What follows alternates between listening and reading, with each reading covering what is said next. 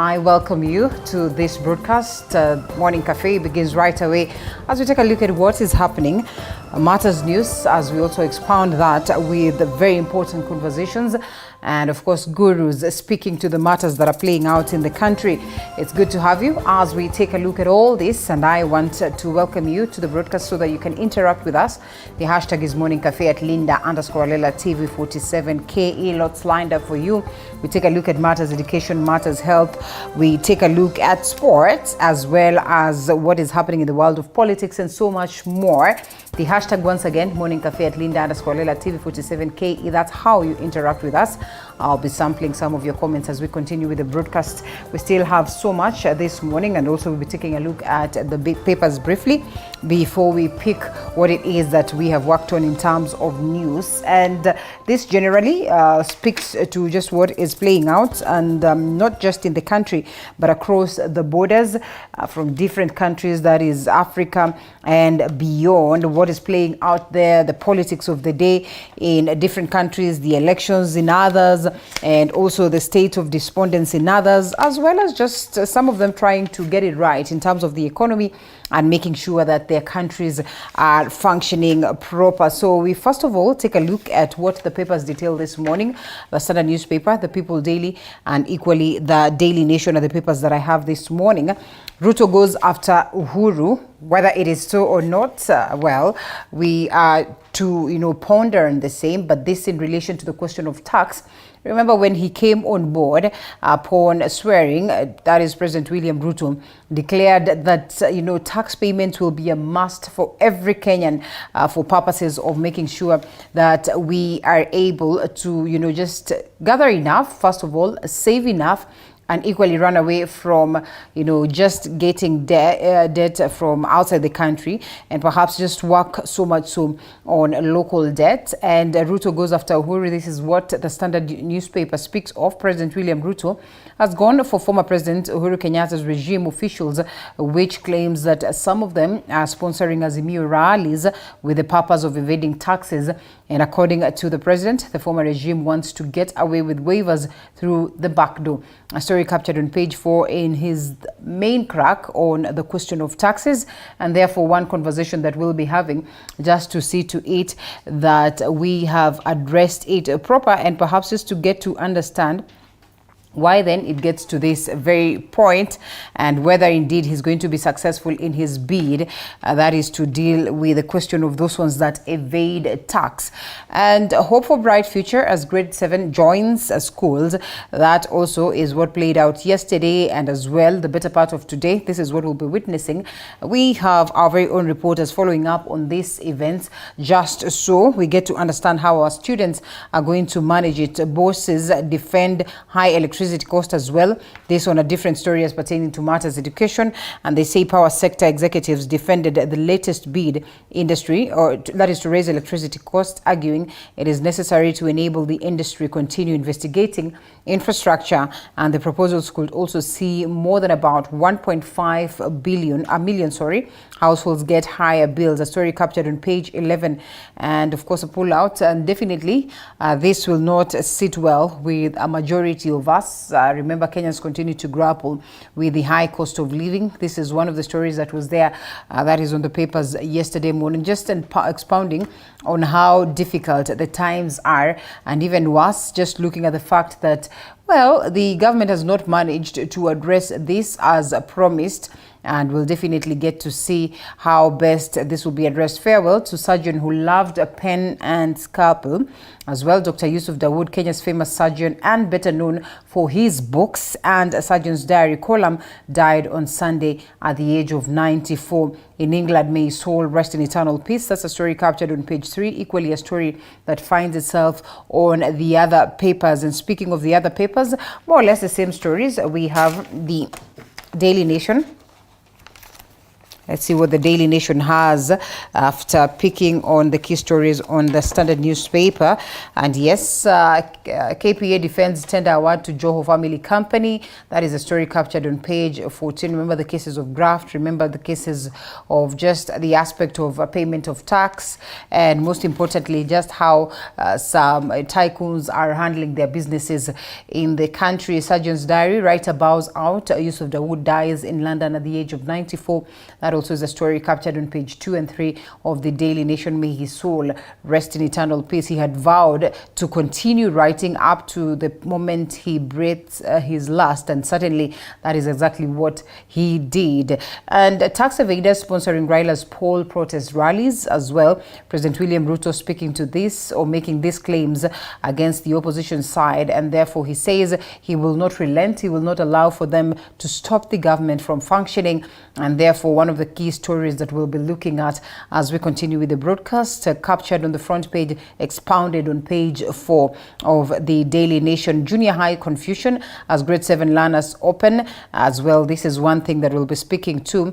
Speak of preparedness, and yesterday's reporting day for grade 7 learners in the inaugural class of junior secondary school, that is JSS, was marred by confusion nationwide, especially in public schools, where many of which still lack teachers, and textbooks are already facing congestion crisis, as captured on page 6 and 7. And we seek to see just how different then this conversation will be, even as we continue to adjust to the competency-based curriculum.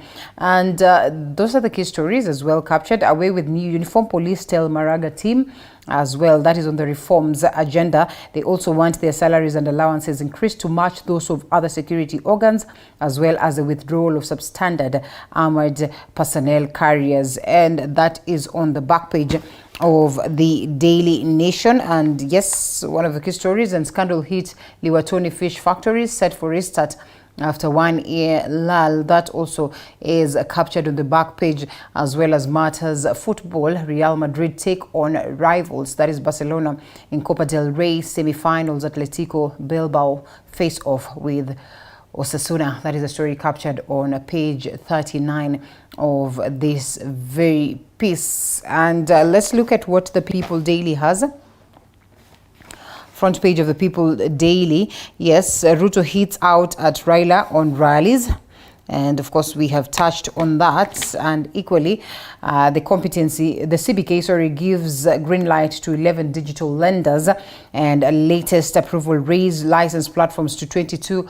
That is but 259 after others still in waiting list. And as well, we have what then we're talking about power. Why power bill could drown or could, push you to a level where you can't manage. It will be pretty much expensive to manage this. One of the things that, will make the cost of living for the people of Kenya even worse, looking at the difficulties that they are already in. And so one of the conversations that will be here, perhaps just trying to delve deep into understanding what could be informing this. They say Water Authority seeks EPRA clearance to increase levy in a monthly electricity bill by 40 times. And away from it, like I've said, Ruto hits out at Raila on rallies, and equally transporter fined about 14 million for overload. That is a trucker with 24 tons in excess. We try to stop Rob by getting glory to him and causing chaos at Way Bridge. And these are the key stories on the People Daily. And we pick more of the stories that have been worked on by my team, as the family of the late former rally driver Saad Khan has opposed the closure of the investigation file before the DPP decides whether to charge Maxine Wahome. Meanwhile, a middle-aged man was arraigned in court on charges of defrauding a business person. Chichi Josephine with a roundup of the stories from the courts. Yes. The family of former rally driver Saad Khan has expressed its opposition to the closure of the investigation file related to his death before the DPP makes a decision on charging Maxine Wahome. They argued that the investigation should continue until the DPP has made a determination on the matter. It's not a matter that has been filed with a charge sheet. Therefore, the role of the family should be limited because they do not have even a right of audience.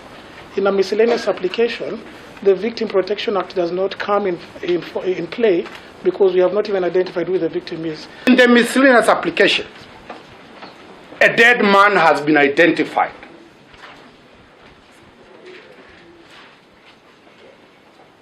His relatives automatically become victims. So the application was made to investigate the circumstances of his death. The lawyer for the family, Dunstan Omari, told Senior Principal Magistrate Bernard Ochoi that the file application cannot be closed until the DPP has disclosed the outcome of the investigation. The DPP has confirmed they have received the file. What prejudice does this miscellaneous file occasion that it warrants closure? Meanwhile, a lawyer representing the landlord of where the incident happened requested access to the property, claiming that the continued closure of the house was causing them financial loss in terms of missed rental income. It is the landlord's submission that he is suffering loss of rent income on account of the fact that he is not receiving rent since the events before court started. Elsewhere, a middle-aged man has been arraigned before a Milimani court where he denied a charge of defrauding a businessman of Asian origin 3 million Kenyan shillings. According to the prosecution, Timothy Kipkosgei obtained 3 million Kenyan shillings from Rajendra Rantilal Sangai by falsely pretending that he was in a position to supply him with medical equipment. The accused person denied the charge and was freed on a cash bail of 400,000 Kenyan shillings. Chichi Josephine, TV47. And the Kenya Union of Clinical Officers has threatened to go on strike within 14 days should the government fail to meet their demands.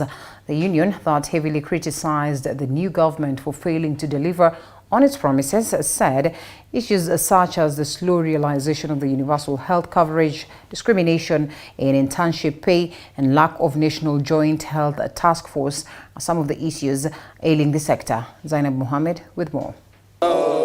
According to the union, the new government has failed to deliver on its promises outlined in the Kenya Kwanza manifesto. We came and we asked that for us to be able to audit and to move forward, having learned the lessons over the past decade, that we needed a task force to be formed to be able to evaluate this and to even provide for frameworks for many things that we do lack.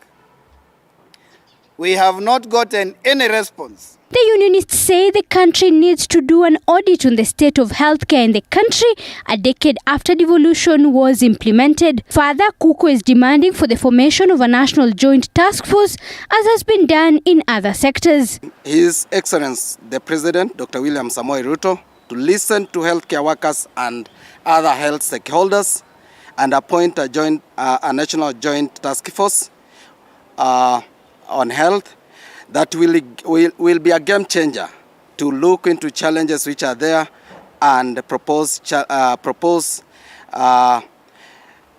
amicable solution to that.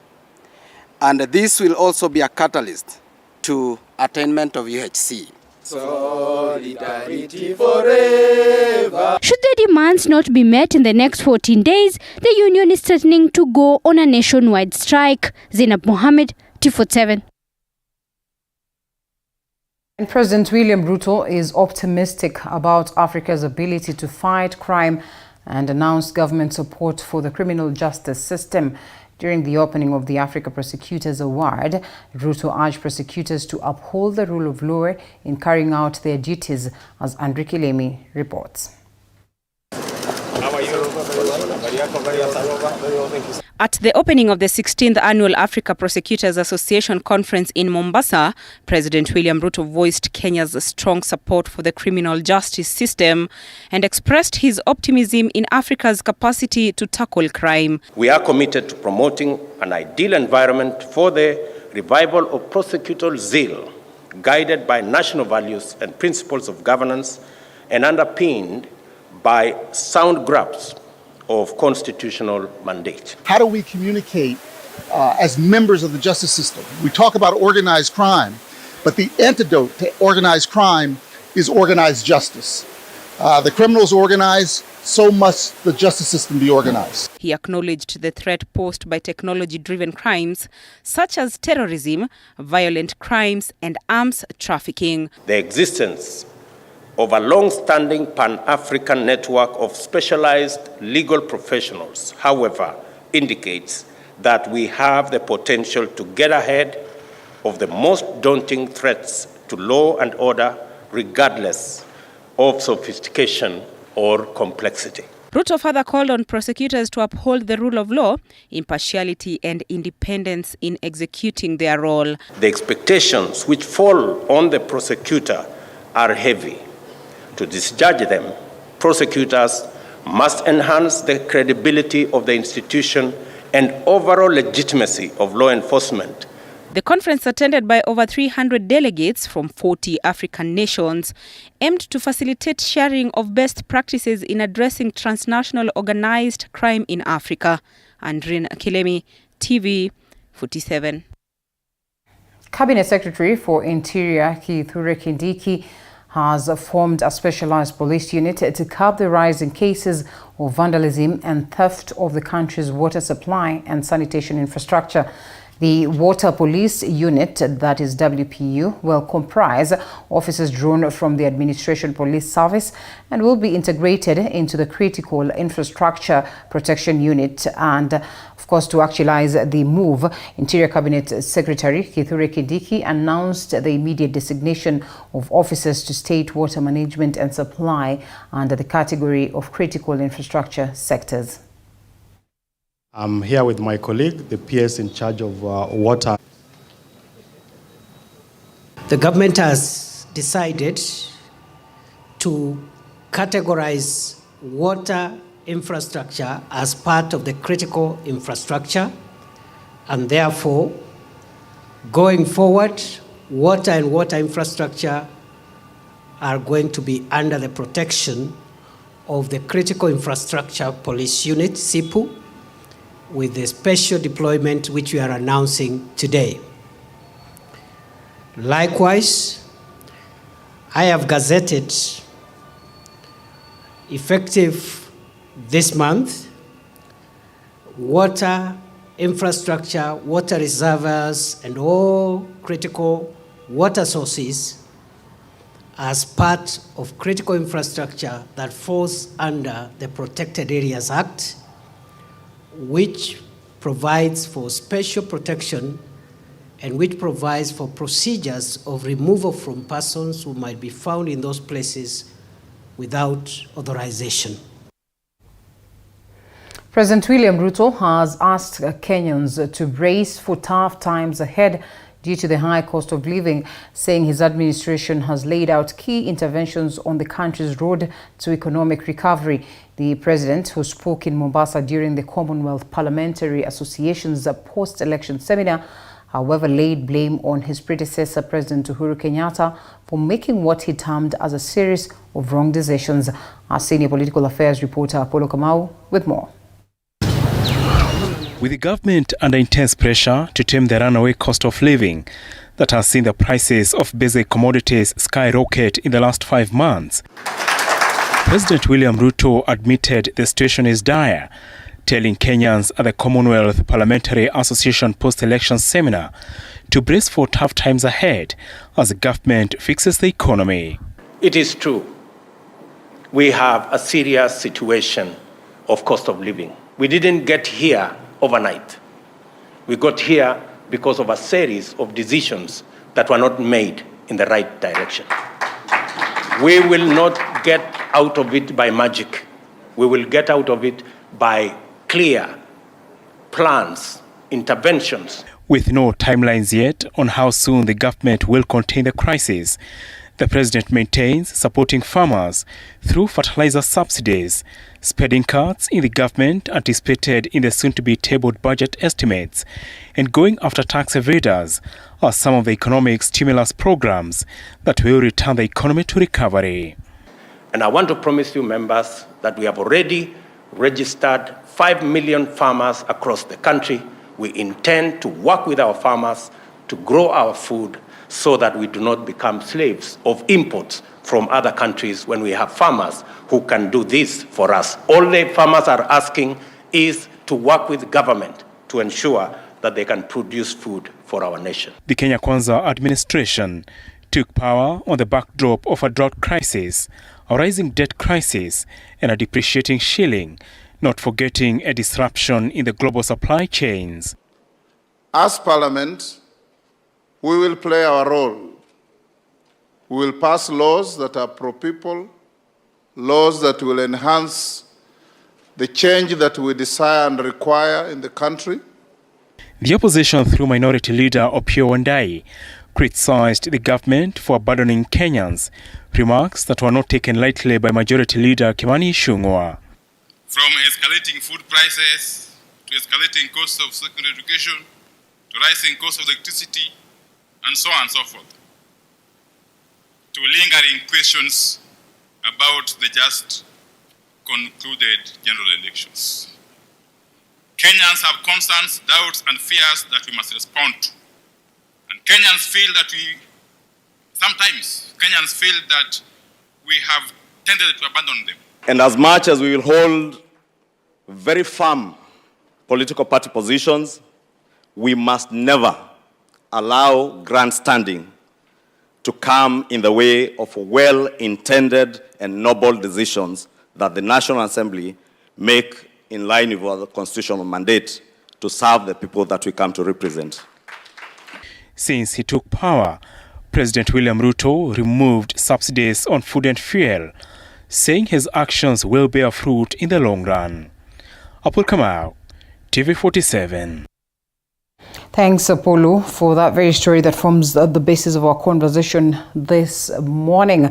And we'll be having Benji Ndolo as well as Dr. Peter Mbai and Professor Fred Ogola for this very, very important conversations. But away from it, the clash between President William Ruto and his bitter political nemesis, Raila Odinga, over the 2022 general election seems to be far from over, with the president Monday.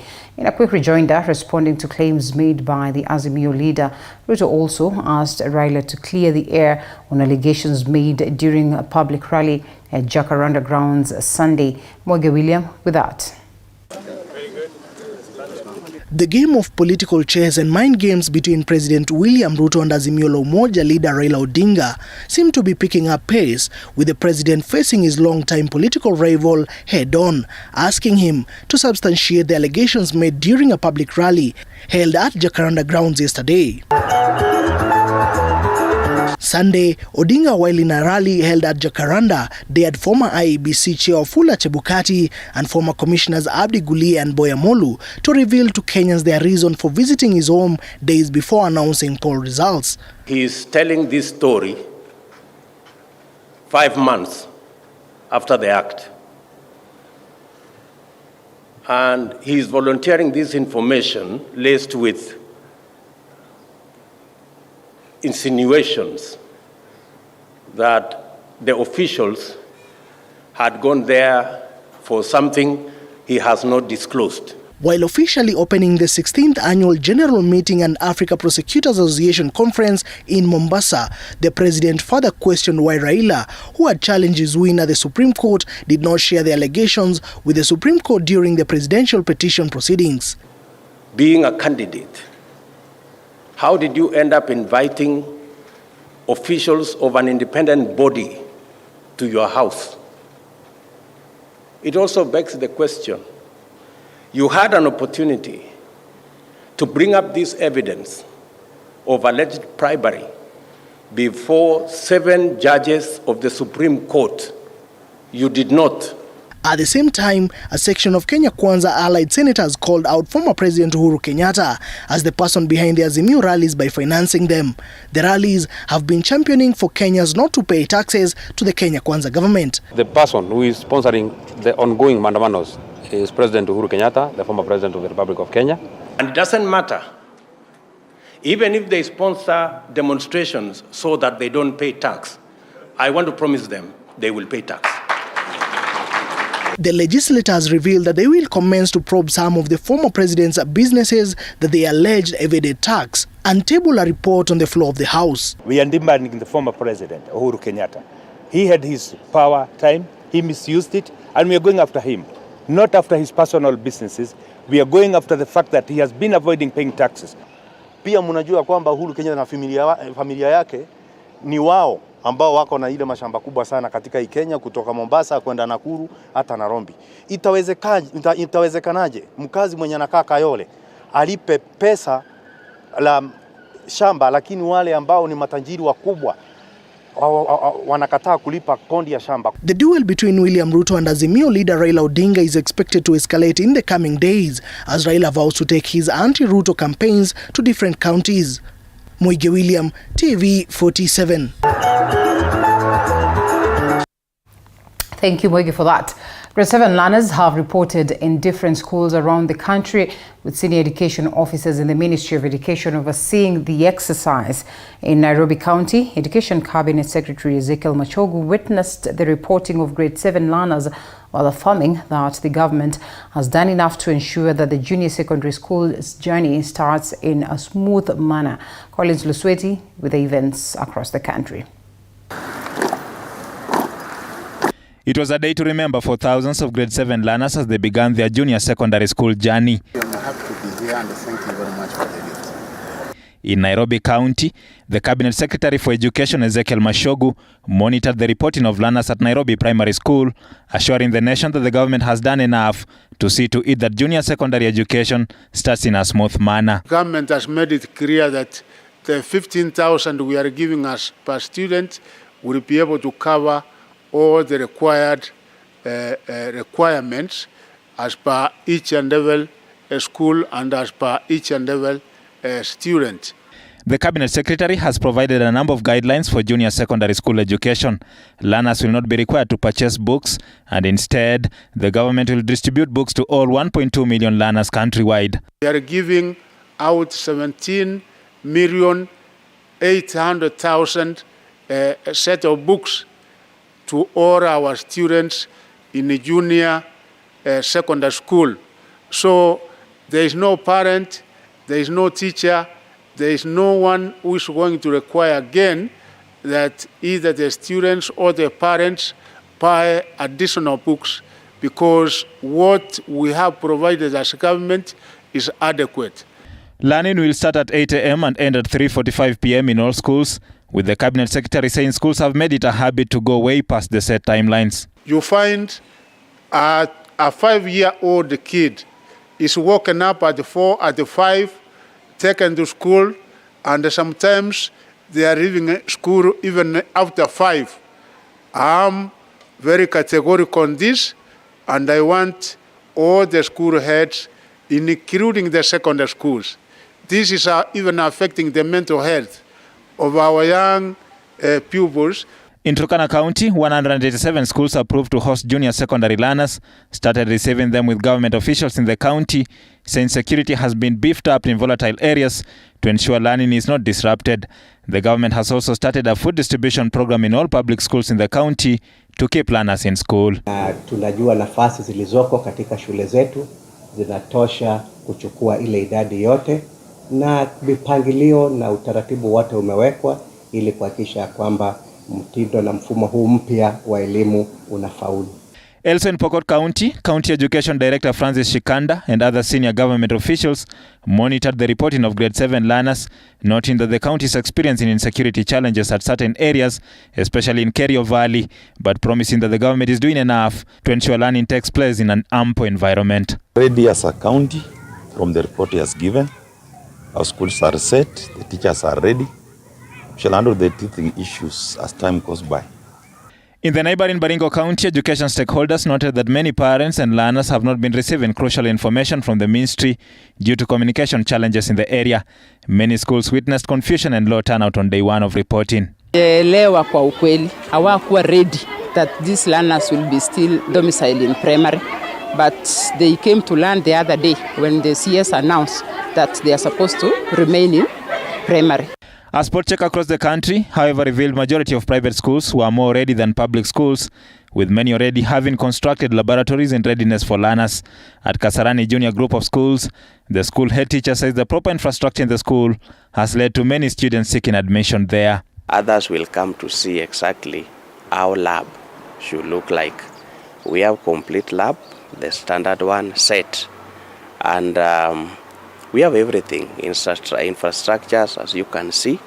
We have more than enough classes, and we are ready for CBC. It's all system go for junior secondary education, with Cabinet Secretary Ezekiel Mashogu saying that the government has done enough to ensure that the journey takes off in a seamless manner. Collins Lusweti, TV47, Nairobi.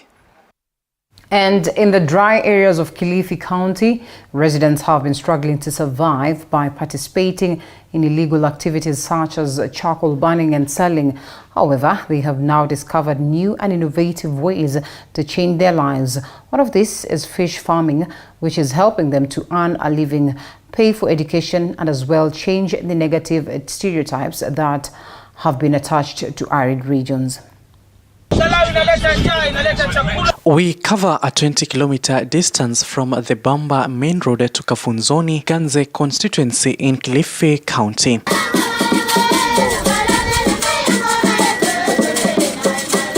The area is dominated by the Giriama people, one of the 9 ethnic groups that make up the Miji Kenda. Here, communities have been struggling to keep up with civilization since most of them have been walking for long distances in search of water, a precious commodity, until the recent past. In addition, communities in the arid Kilifi County have been engaging in illegal economic activities such as deforestation and charcoal burning for their own economic survival. Hiyo ni kawaida. Unajua makaa haturuhusiwi kukata. Kwa hivyo ni ile biashara ile haramu tunafanya.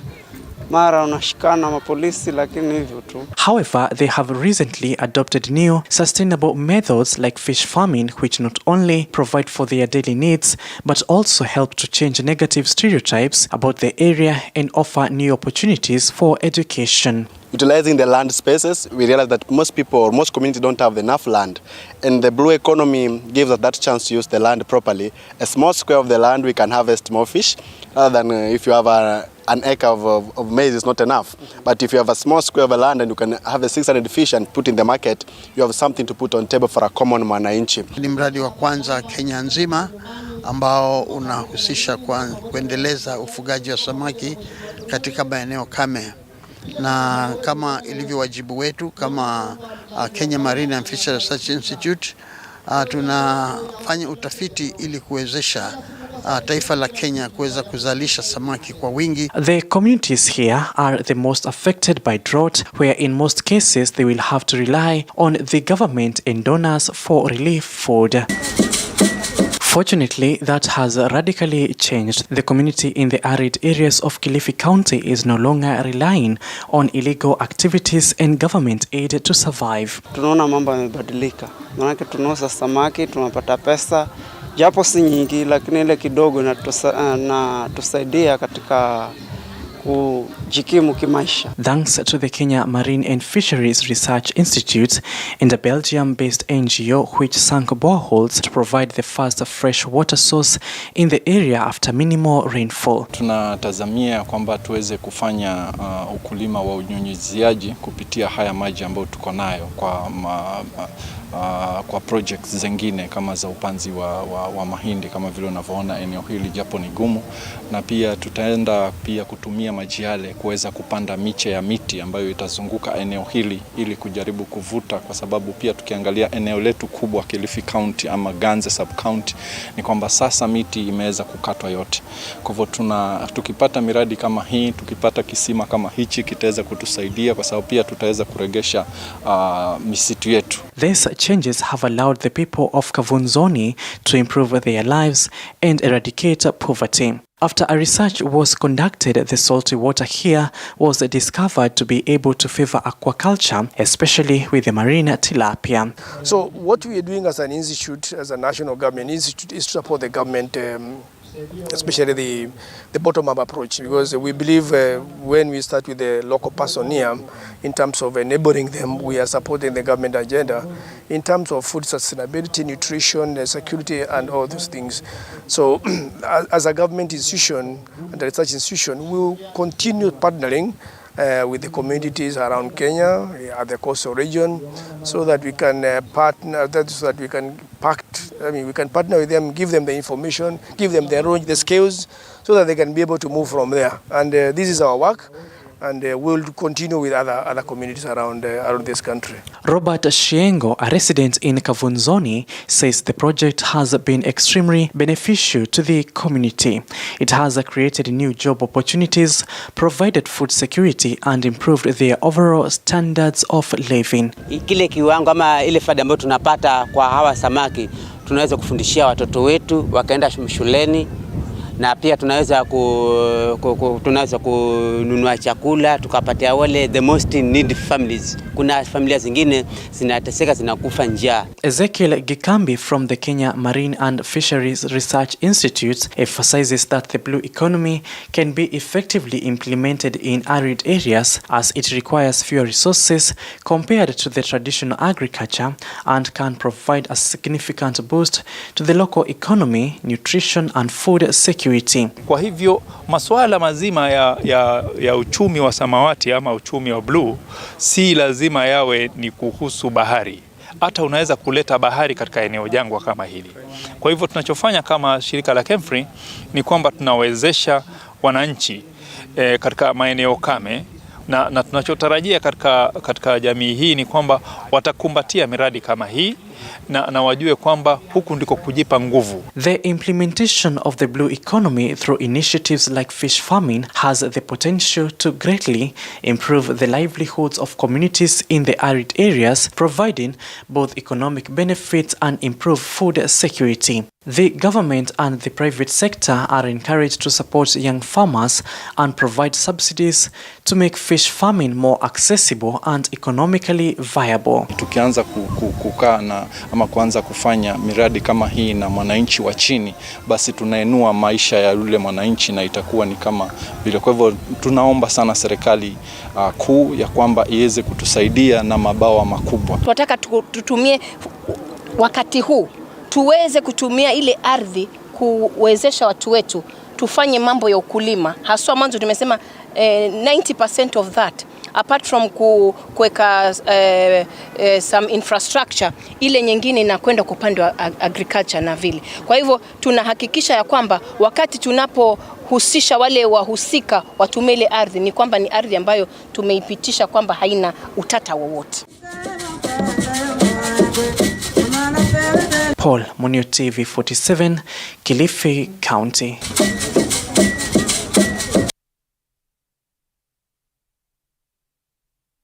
All right, and yes, that's the very last story that we carry, an interesting piece right there. Certainly we hope that community fruitions even further. And on this very note, we take a quick short break, and shortly I'll be introducing the guests, the gentlemen already set and waiting for this very important conversation, so don't you go anywhere.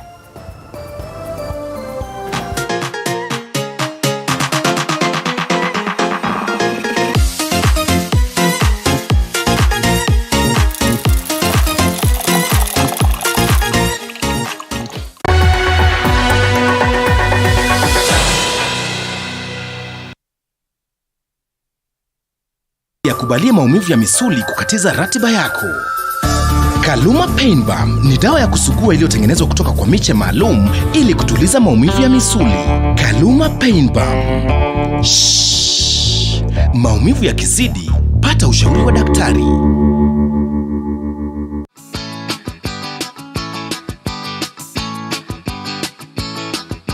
Hi kids, welcome to Kids on the Block, a place where our agenda is fun. Today I'm going to show you how to prepare banana bread, and lots of fun. We are going to have an interesting story today that's called The Shoemaker and the Elf. Giraffe calf can stand up and walk after about an hour of being given birth to. Join me, Tamara, and Anna Kyoko, Lynette Ngare, Sophia. Saturdays at 9 a.m.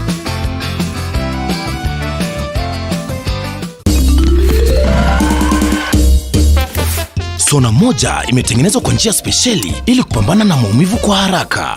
Sona moja ina aspirin kama kiungo. Sona moja, kitulizo kamili. Maumivu yakizidi, pata ushauri wa daktari.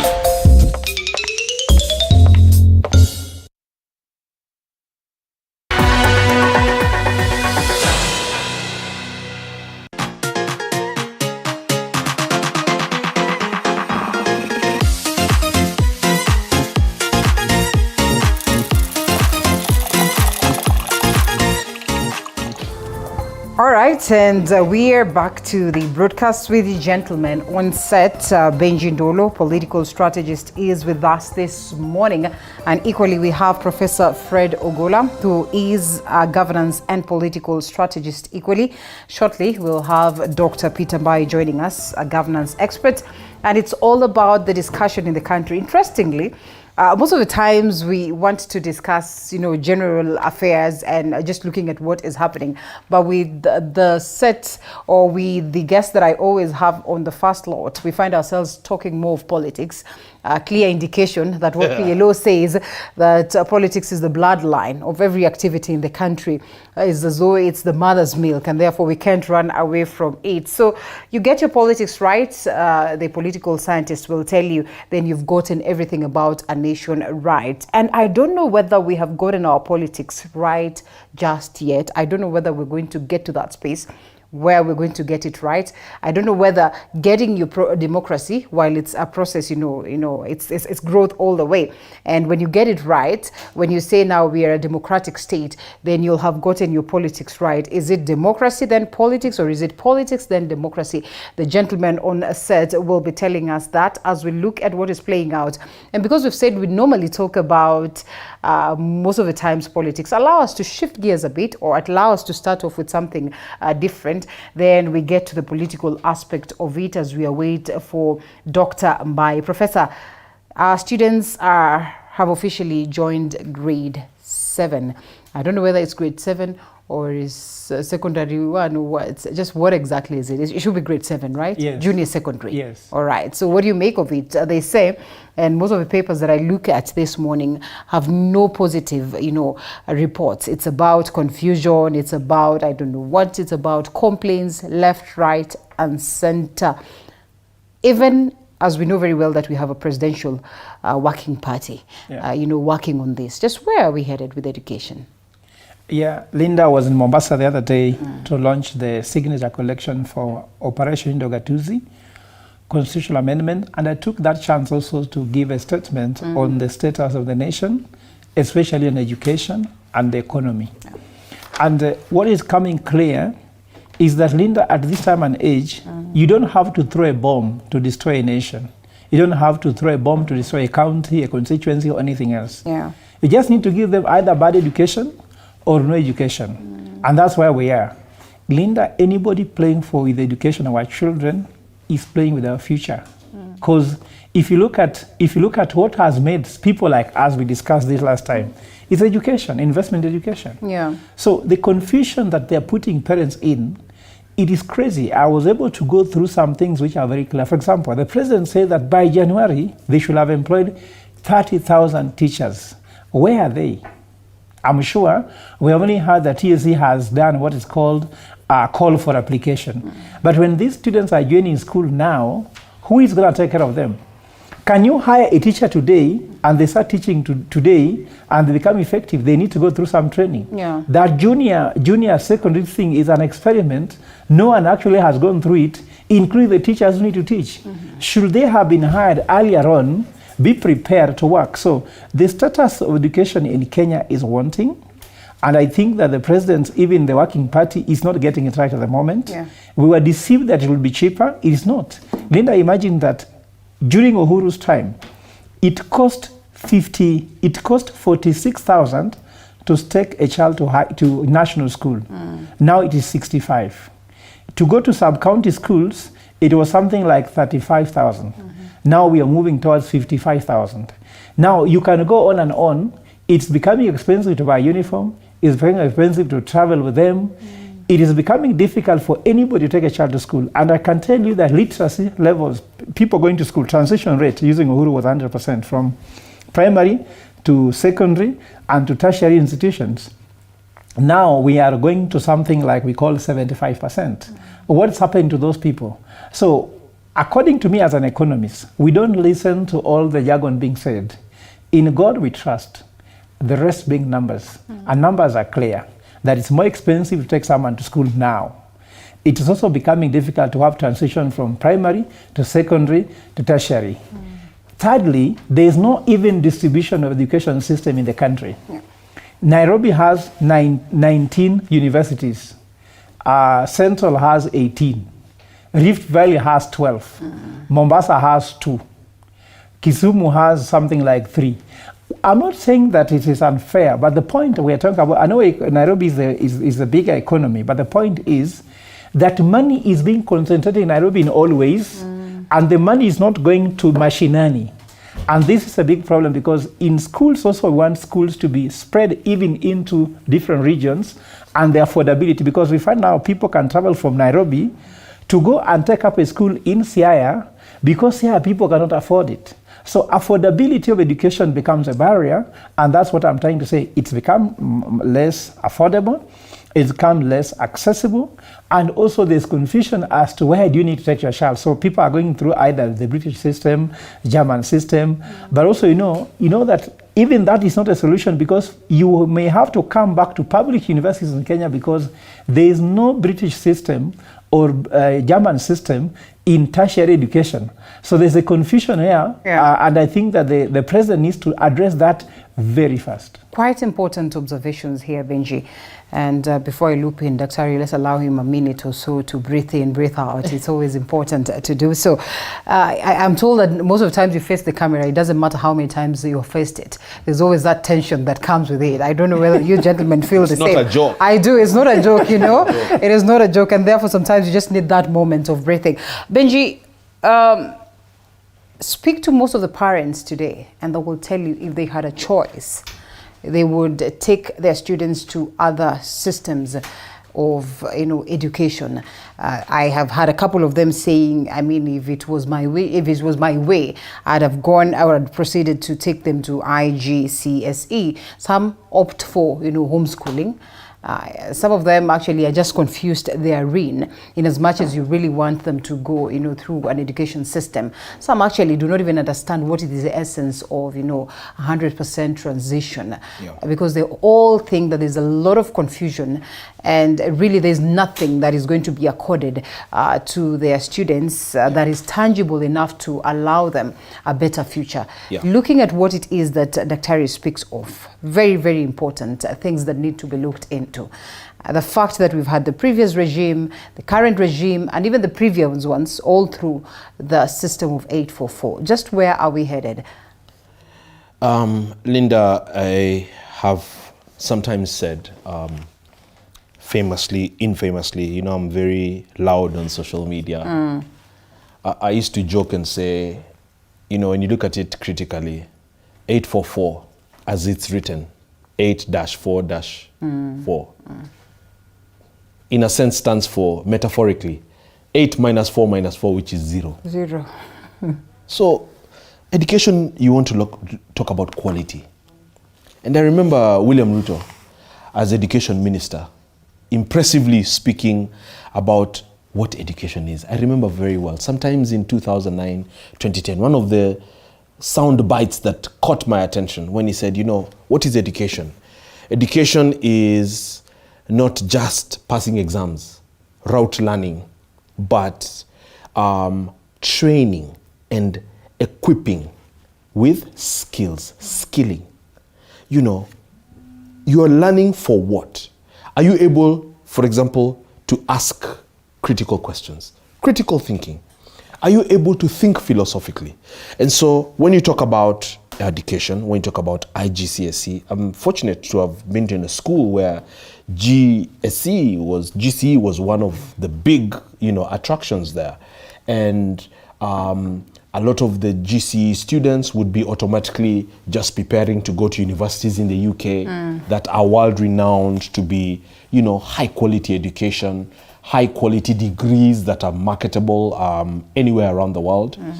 And so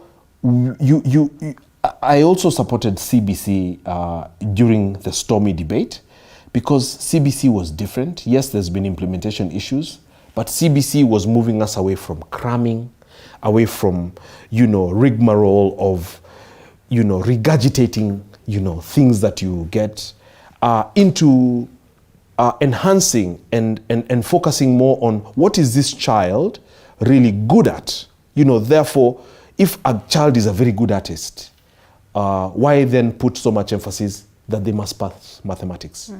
If a child is good at mathematics, why must they also do home science and learn how to sew, as is the case with 844? And so I think that a lot of the policy implementation and design around CBC, if done well, it can really make a difference. Of course, cost also, Linda, I forgot to write that down. Cost is one of the reasons you see the parents are really complaining. The economy is really bad.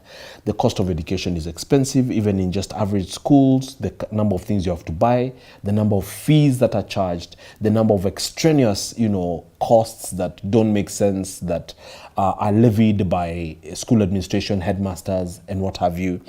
And lastly, might I say, I have a few friends that are doing something called homeschooling. It might be a decent foundation just to start. But remember, a human being is not just exams. A human being, Linda, is, I saw you at State House the other day with your good social skills, ability to connect with your counterparts, your colleagues, even from competitive media houses, to interact with the president, the president and his staff and what have you. You cannot develop those skills if you are just homeschooled. If you just stay at home and do your exams and you're learning online for 8 years. So I also encourage parents to really take their kids to school so they can play with other children, they can learn to share, they can learn to contribute, they can learn to mix, they can learn even conflict resolution.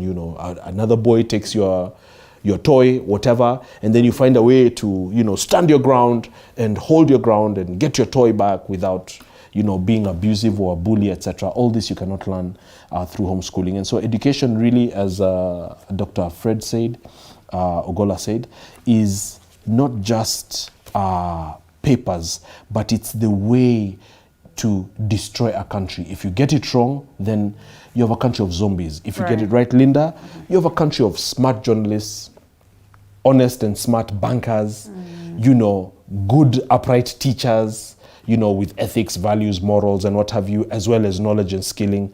But if you have a broken education system, then you just have a country of Madhogodhanio. And yes, Madhogodhanio, I don't know where that is where we are at. But Dr. Ari, I have seen some of the proposals that you've made to the presidential party. We're still awaiting for a clear guideline as pertaining to this. Some then would tell you that perhaps in as much as Benji would say 844 was as good as 8 minus 4, minus another 4, and then it lands us to a 0. We have equally seen students that have gone through the system, and they're not badly off, at least from the generation that we have in the country today. But then we also acknowledge that change is as good as rest. We also acknowledge that we have to advance by the day, and therefore, if competency-based curriculum was the better way to advance, then there's no harm in doing it. But when we're getting it, as confused as we are right now, then what? Thank you. First of all, I am a product of 844, and here I am. Yeah. So really, we must move. It's only that we are moving from one thing to another. We started through that with all the art and craft, home science, those things in primary. We moved on, and then you left what you don't want. You went to university, and you studied what you wanted. But like you said, there must be things have to happen. We have to match up with the competency-based, which is a practice across the world. Now, where are we? He said, if we get it right, Benji said, if we get it right in education, where are we in education? Something happened, and at that time, the president of Kenya felt through his teams that there was need to do another curriculum. Now, the only issue, everybody agrees. Somehow, everybody agrees there was need to do another competency-based curriculum.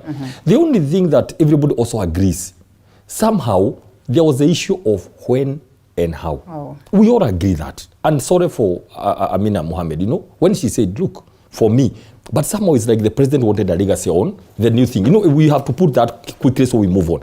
How here we come now. The president comes in, and there is all this clamor. Already a lot of attention has gone. I think it has on for 3 years.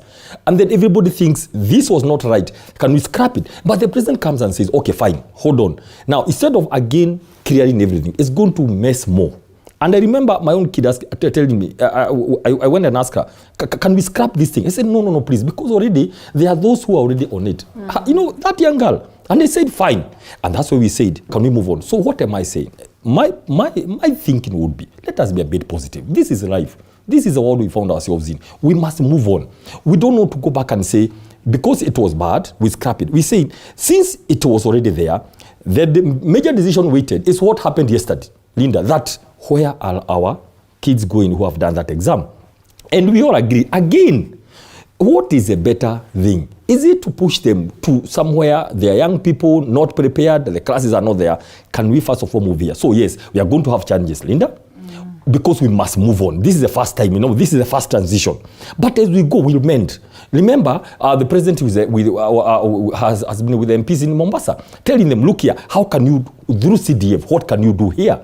As much as they're giving bursaries to the others, can you commit some money for this? So in another 1-2 years, it will work.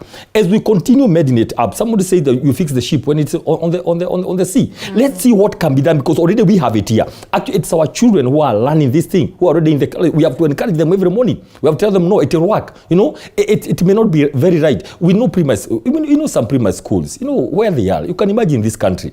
Some, those parts of Baringo, Vihiga, some very far-flung areas with very little knowledge, even capacity. Even those teachers we are talking about.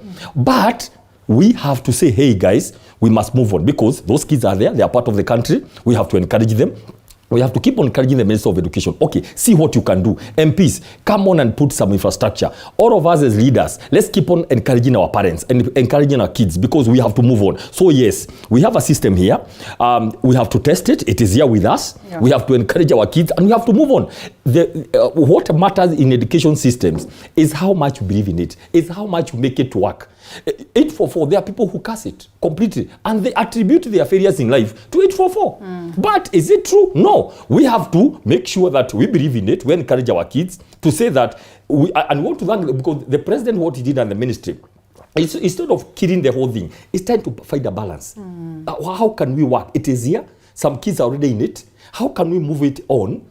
Put in the teachers who I hear are reporting this week. Right now the story is the kids are there, they are not teachers. But the TSC is doing something. Can we be positive for once? Positivity is one big thing in life. Let's just be positive. Let's criticize. Let's put in ideas. There's a way you can criticize by giving very positive ideas. And that's what we'd want. Because already we have too many problems.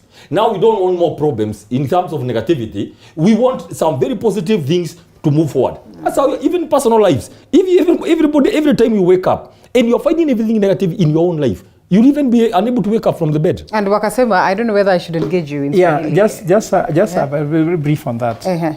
I think that we need to move from this mentality, accept and move on. And this narrative is not good. Okay. When something is fundamentally wrong, accepting to move on is not right. You ask us whether democracy comes first, politics comes first. Why are we just accepting and moving on? Like now, it's a very bad mentality of Kenya Kwanza, accept and move on. Now, this person who contagiously is accepting bad things, elections are not well done, accept and move on. Education system is not well done, accept and move on. We have a hustlernomic economic model, is not working, accept and move on. What are we moving on with? We're moving, where are we moving to? If you know your destiny is not right, why are you going on? There's a saying Kikuyu which says that the one who is destined to get lost does not meet a friend.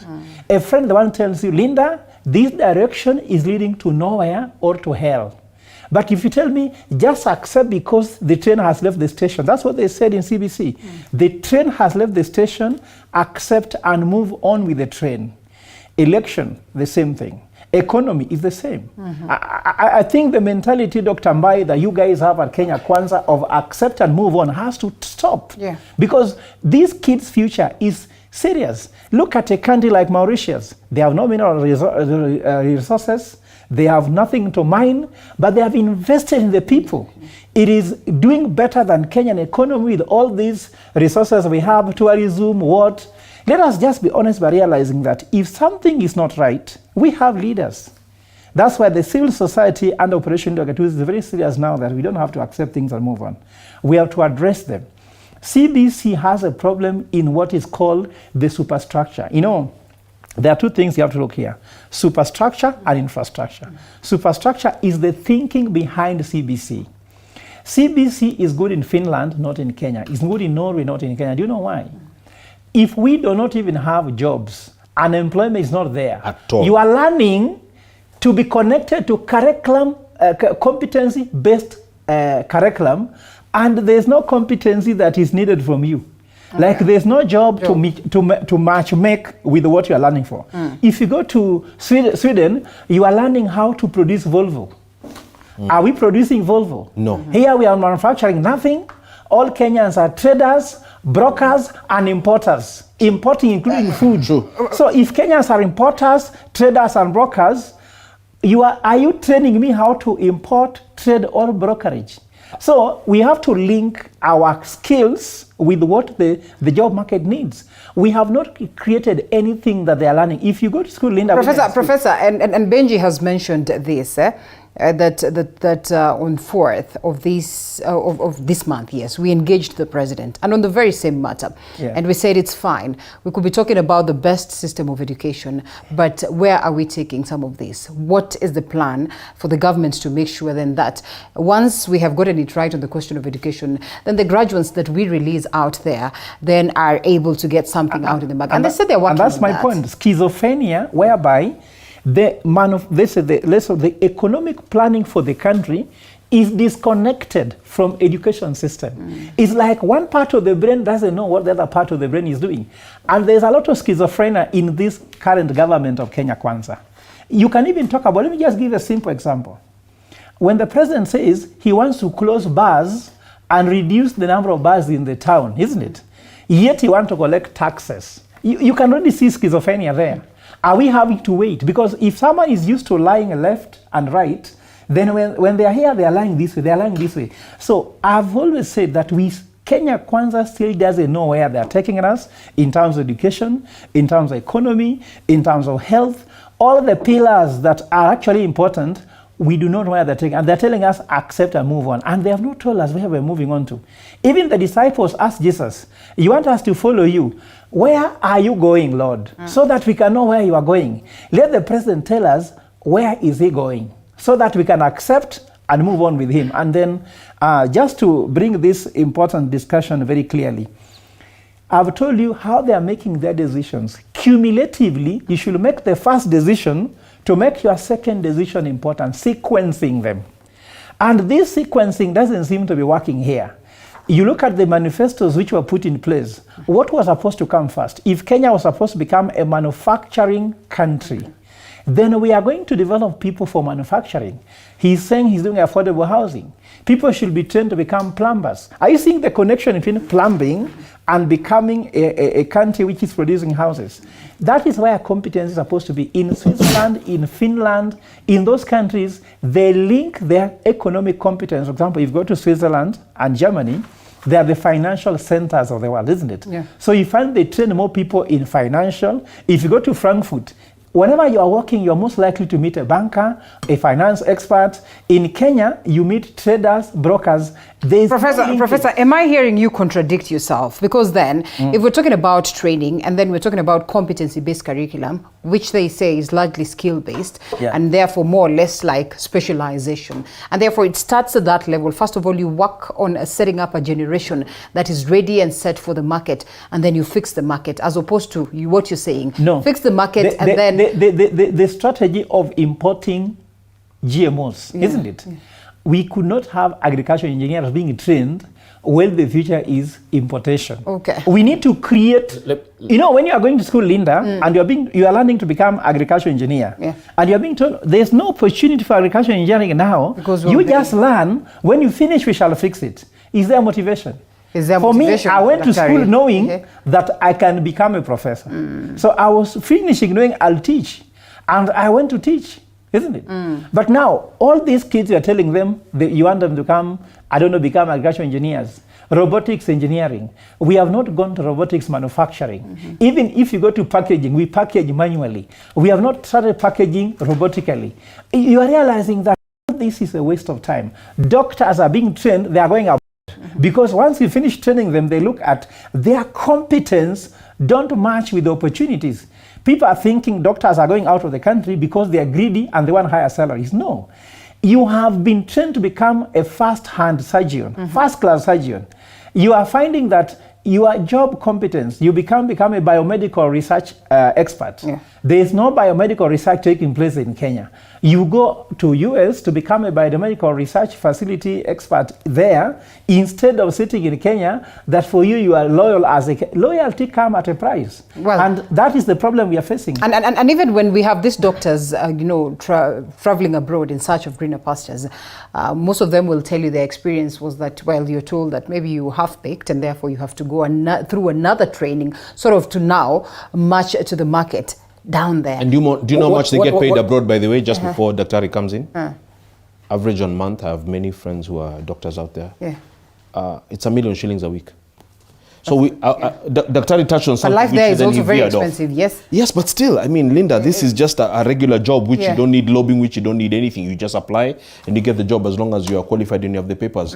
We are going to talk later about the fact that we are completely unable to create jobs in this country, because that is also the essence of the economic disaster that we are facing. That is evidenced by the fact that the government is looking for taxes and must understand that you cannot tax your way into prosperity. I don't remember if that's one of the things that you guys drilled into the president on the 4th, as you alluded to, but absolutely, we've got a big crisis. And just the fact that we're sitting here having coffee and having a very same discussion is not a reflection of mambo kwa ground. Tofauti. Can we treat this with, with isolation? Looking at what, and Dr. Let's allow Dr. Just 1 minute. Sure. Issue. Okay, Professor has gone through so many issues, putting bars here in this discussion, putting many things. Please, let's stick. Bottom line is, let's have a system and align this. There's no issue here about accepting and moving on. We got, Kenya Kwanza got in CBC from the former president. I mean, who is telling who to accept and move on? We found some sheep that had so many issues. We had to make it very quick. Dr. we have to keep reminding ourselves that once you get into power, and this is how governments operate, you have two options of coming and, making an overhaul and, just showing people that there's light at the end of the tunnel. Thank you, leader. You have an option of sticking to that aspect, but then again, try your level best to get us off that mentality. And that's why I've avoided completely in my first discussion to mention the past.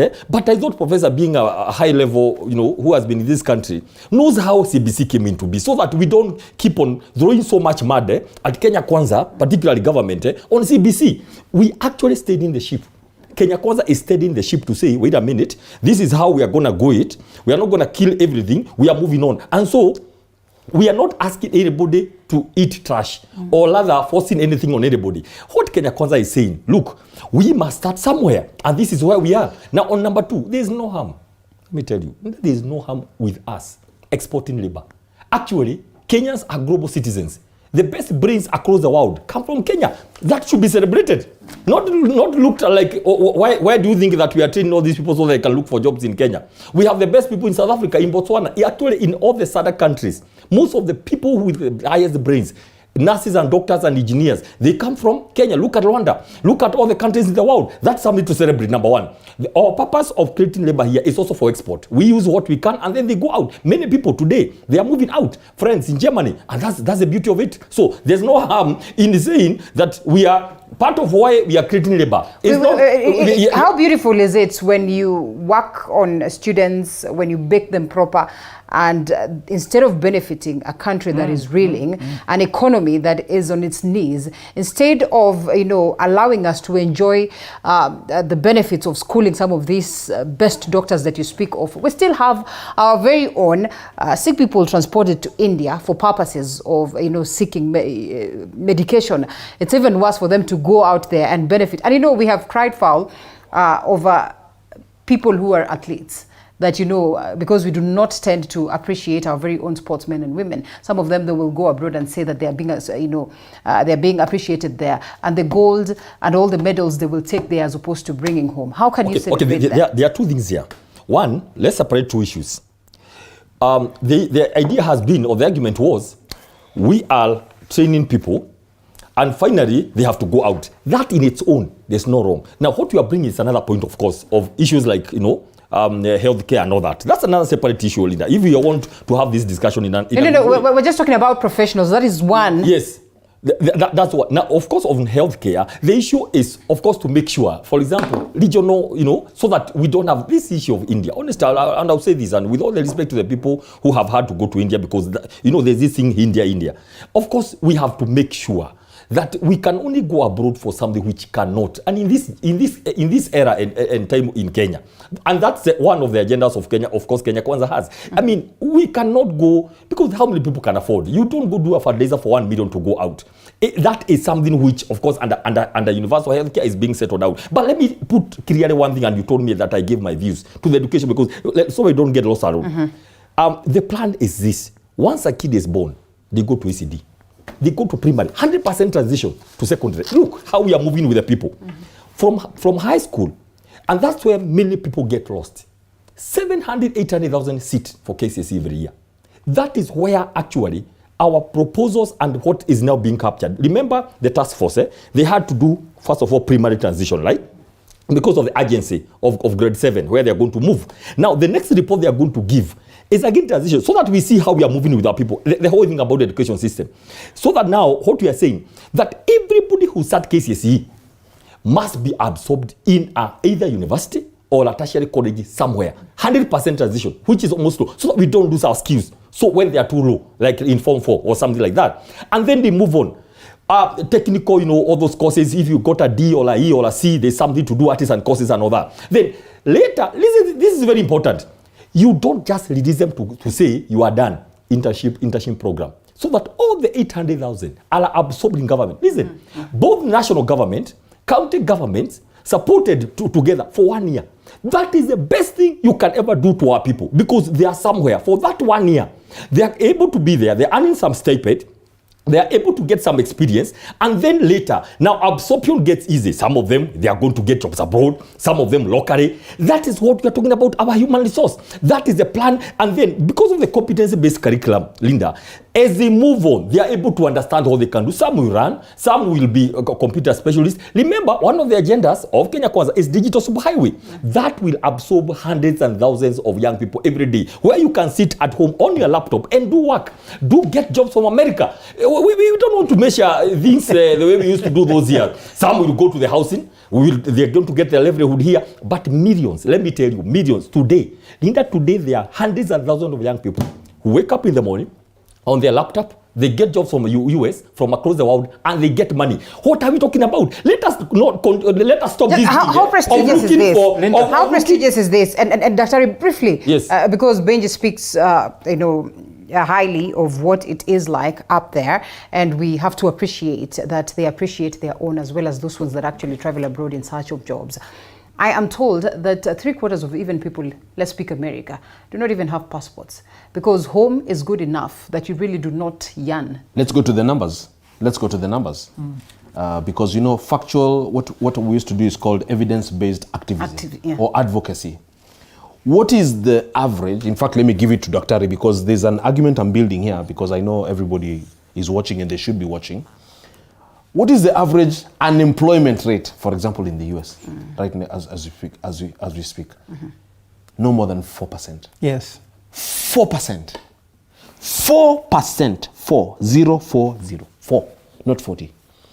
And the average unemployment here is 50 to 60. In other words, 1 in every 2. In fact, like for me, and I kind of also don't have a job, every day routinely I get messages, emails, hi Benji, help me get a job. You have to know, this kind of reality is so third world and is what we must move away from. So when you have an unemployment rate of 4%, let's go to another number, another statistic. What is the minimum wage? The minimum wage in Kenya shillings, the minimum wage by law, which you must follow the law and is applied, is Kenya shillings 1,920 per hour. Per hour. Now, because I live in Kenya, I've got people that I know that I meet on a daily basis routinely that tell you, nimechukua hustler fund 600 shillings, nimelipa, I'm hoping to grow to 1,000 shillings and 2,000 shillings. I've been telling them pay. 600 shillings, because a lot of even like the guards that work around Nairobi, etc., Linda and their families, their net pay is no more than 10,000 shillings. That's $100. Actually, now it's like $90 a month. You have to eat, you have kids in school, you're paying rent, etc. This is why the whole discussion on cost of living is front and center. You know me, I'm not with these Kinaraila people. No. It's not about that kind of politics for me. But we must tell the president that the country, things are so bad fundamentally, that if we don't find a way to quickly transform this, and some of us have a lot of ideas, we're going to run into a big problem. And so some of these, numbers don't lie. So here you are, do you saw Jacaranda on Sunday? Packed. And that's it's because of frustration, joblessness, idle. How can you have a place like that? You're not even serving lunch, you're not serving anything. People are walking there. Kamkunji was a weekday and it was packed. It was and I hope they're hearing me. We have a big problem. It is only that Kenyans are so resilient and so persevering. But let Daktari continue. To take it even lower and perhaps cement what it is that Benji has said. Some facts, and then now we can come back. They say in December, this is the latest report, 2022, the national unemployment rate, United States, 3.5. So it has thank you so much. Yeah, so thank you very Linda, I agree with Benji. Let us not listen to what Mbai is saying, the plan. Kenyans don't eat plans. Let the plans work. The biggest challenge that the president is having is delivery. Forget about what Raila is saying. If he doesn't deliver, it does not work. And I can tell you that unemployment rate in his time has increased by 7.5%. Uhuru's was 0.3% during his time. Increase in unemployment. We are not talking about the rate, but increase. During his time, it has increased by 7.5%. And it is attributed to the economic policy he has, which is called the hustler-nomics, bottoms up. This is the main problem, and it's not working. The dollar has moved from 105. Something is wrong with the dollar, yes. To 137. Dr. Mbai is waiting for us to reach 200 so that he tells us now it is thick. No. Containers are having less in Mombasa. I told you, Kenyans are traders, importers, and brokers. How do we import when the dollar is 137 from 105 to 137? We are getting our people more poorer. They cannot take children to school now. That very education must be financed by these very parents. Yesterday, all parents were in newspaper on TV saying they cannot take children to school, they can't pay school fees, they can't buy uniform. Those are realities. But if you tell us that Kenya Kwanza is planning this, yet the numbers are the opposite, Kenyans don't eat plans. And then another thing I have to tell you, the president talks about hustlers and that he wants to have a nation of hustlers, isn't it? A nation means sufferers. I have never seen anywhere in the world, when citizens are poor, a nation becomes rich. You must make the citizen rich. No, this is the fact. If you go, for example, to a country like Norway, if you divide the Norwegian funds to everybody will walk away with $250,000 in their pocket. In Kenya, you may go home with 2 shillings or 5, if you like. What I'm trying to say here is that we need economic policies which are income-driven, not debt-driven. income. Let's be realistic for a moment. Yes. That would be an immediate turnaround. Is that even possible? No, there's no need of saying that it is long term. Kibaki came to the government, and with the stroke of genius, free primary education. It looked like that was not an income generating, but people could sell pencils to schools. You know, there was an income, a stimulus package in the economy. But he was too ready. He was too ready for the job. This is instant. Stimulus is instant. That's why if you have a challenge, for example, in insulin, you are given a stimulus to act instantly. If your sugar levels are lower, stimulus, instant. There are some instant things needs to be done. Telling me, give me 1 year, I'll fix the economy. No, it won't work. Economy goes But there are parameters to this. So the reality. Before I finish, let me go to education. Cut to chase, yes. Let me just go to education one. What Dr. Mbai is telling us is not the truth, because those are plans. This is not a political rally. This is a place where we're becoming informative. The truth of the matter is that we have to delink aspects of politics and the economy, education and economy. And I request Dr. Mbai, let us not politicize education. Let us not politicize the economy, because it will speak back to us. And then lastly, if you don't mind, let us just look for how can we be able to make life easier for people. Let Kenya Kwanza deliver. Delivery will speak louder than speeches. Answering politicians like Raila will not make much sense if people are hungry. And if the president does not come clearly and deliver these things quickly, Raila will be his economic agenda, political agenda, education agenda, and Raila is very good at it, because like putting fish in water, he will keep him in trouble through and through. And in church, he's talking about more Raila than Jesus. In his home, he might be speaking more, even to the first lady, more about Raila than the economy or the family. I'm just trying to tell you, because you said you are in a church in Kirinyaga, they talked more about Raila than Jesus Christ. In Mombasa yesterday, they were in a forum where Raila was not. It was more about Raila, huyu mtu. Let us focus on delivery. Kenyans will fall in love with you. But any time you are not getting things right, you blame the opposition. It's a tactic that he used to win this election. It's not a tactic that will keep him in State House. And you realize that they speak about Raila, as he says. They say they know his strategy, but they still fall into that. Yes. Let me tell you quickly. First of all, everybody is talking about statistics. The unemployment rate in Kenya is 7.5, not 50. Number two, the 20 countries with the highest unemployment rates in 21, South Africa with 33, Djibouti with 28, Eswatini with 25, Botswana 24, Lesotho 24, Congo with the highest. Kenya is 7.5. 7.5, not 50. That is in percentage, eh? Let us appreciate where we are. Number two, we are on course. Now, on the issue of, I think Professor wants us to talk about, actually he's the one who really wants us to talk about Raila.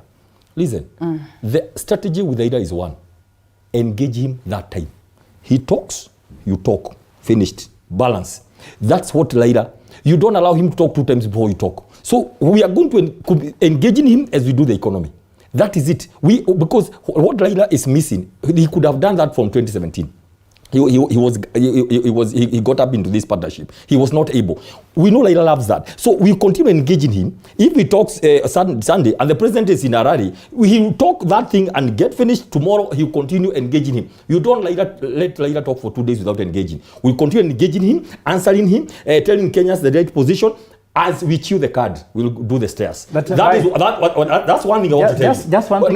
Hold on a minute. The other issue which we must say, and this is a good summary, please.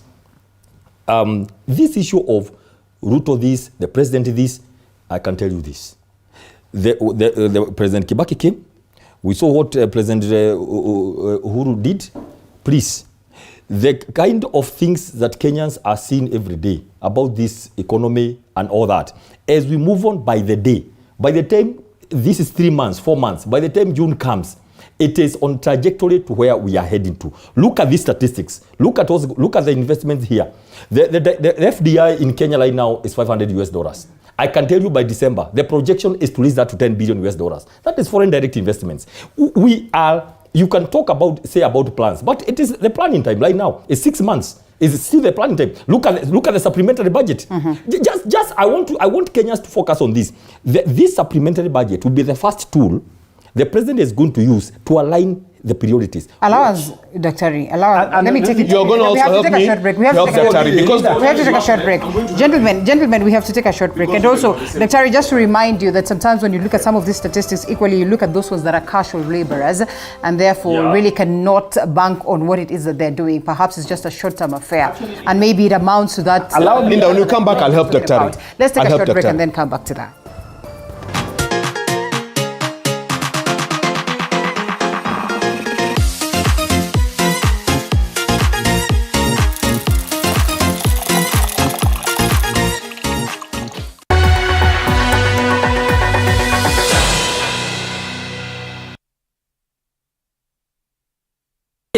Maumivu ya kichwa na kukosesha amani?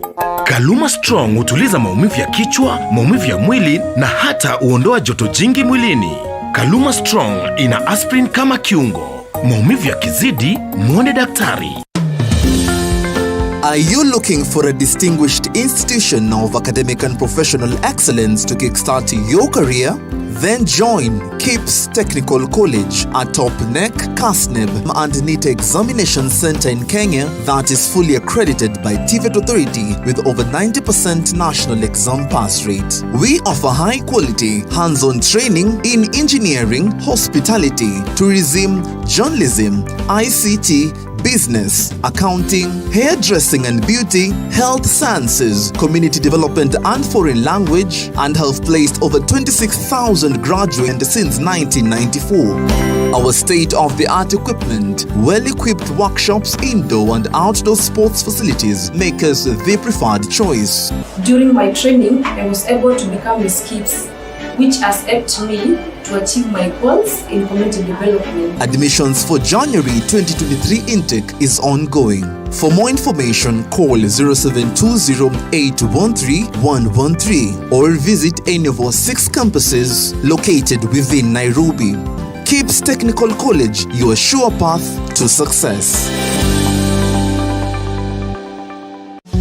Hey!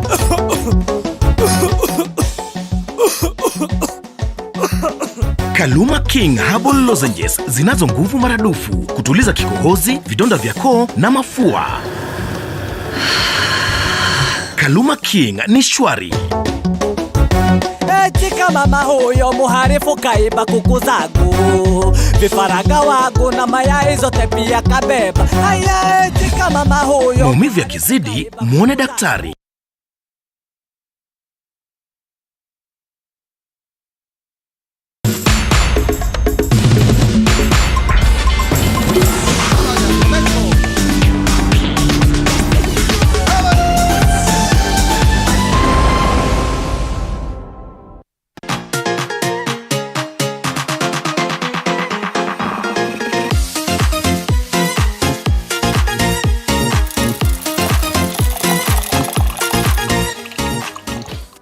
You see, Benji reminded us of what happened in Jacaranda and what happened during the Kamkunji session, gentlemen. And therefore, I want us to close on this question of education and match to that. But I'll allow you, at least a minute to sum it up. And political strategist Benji Ndolo is with us this morning, Dr. Peter Bai, as well as Professor Fred Ogola. By the way, let me respond to Dr. Bai by saying the way we measure unemployment is the reason why those figures don't make sense. Because unemployment is measured as the number of people who are looking for a job in the last 2 months. So if you believe there's no jobs in Kenya, most likely fewer people are looking for that very job. And therefore those statistics are very low in a country like Kenya. Then secondly, in the US, there's an incentive to report unemployment.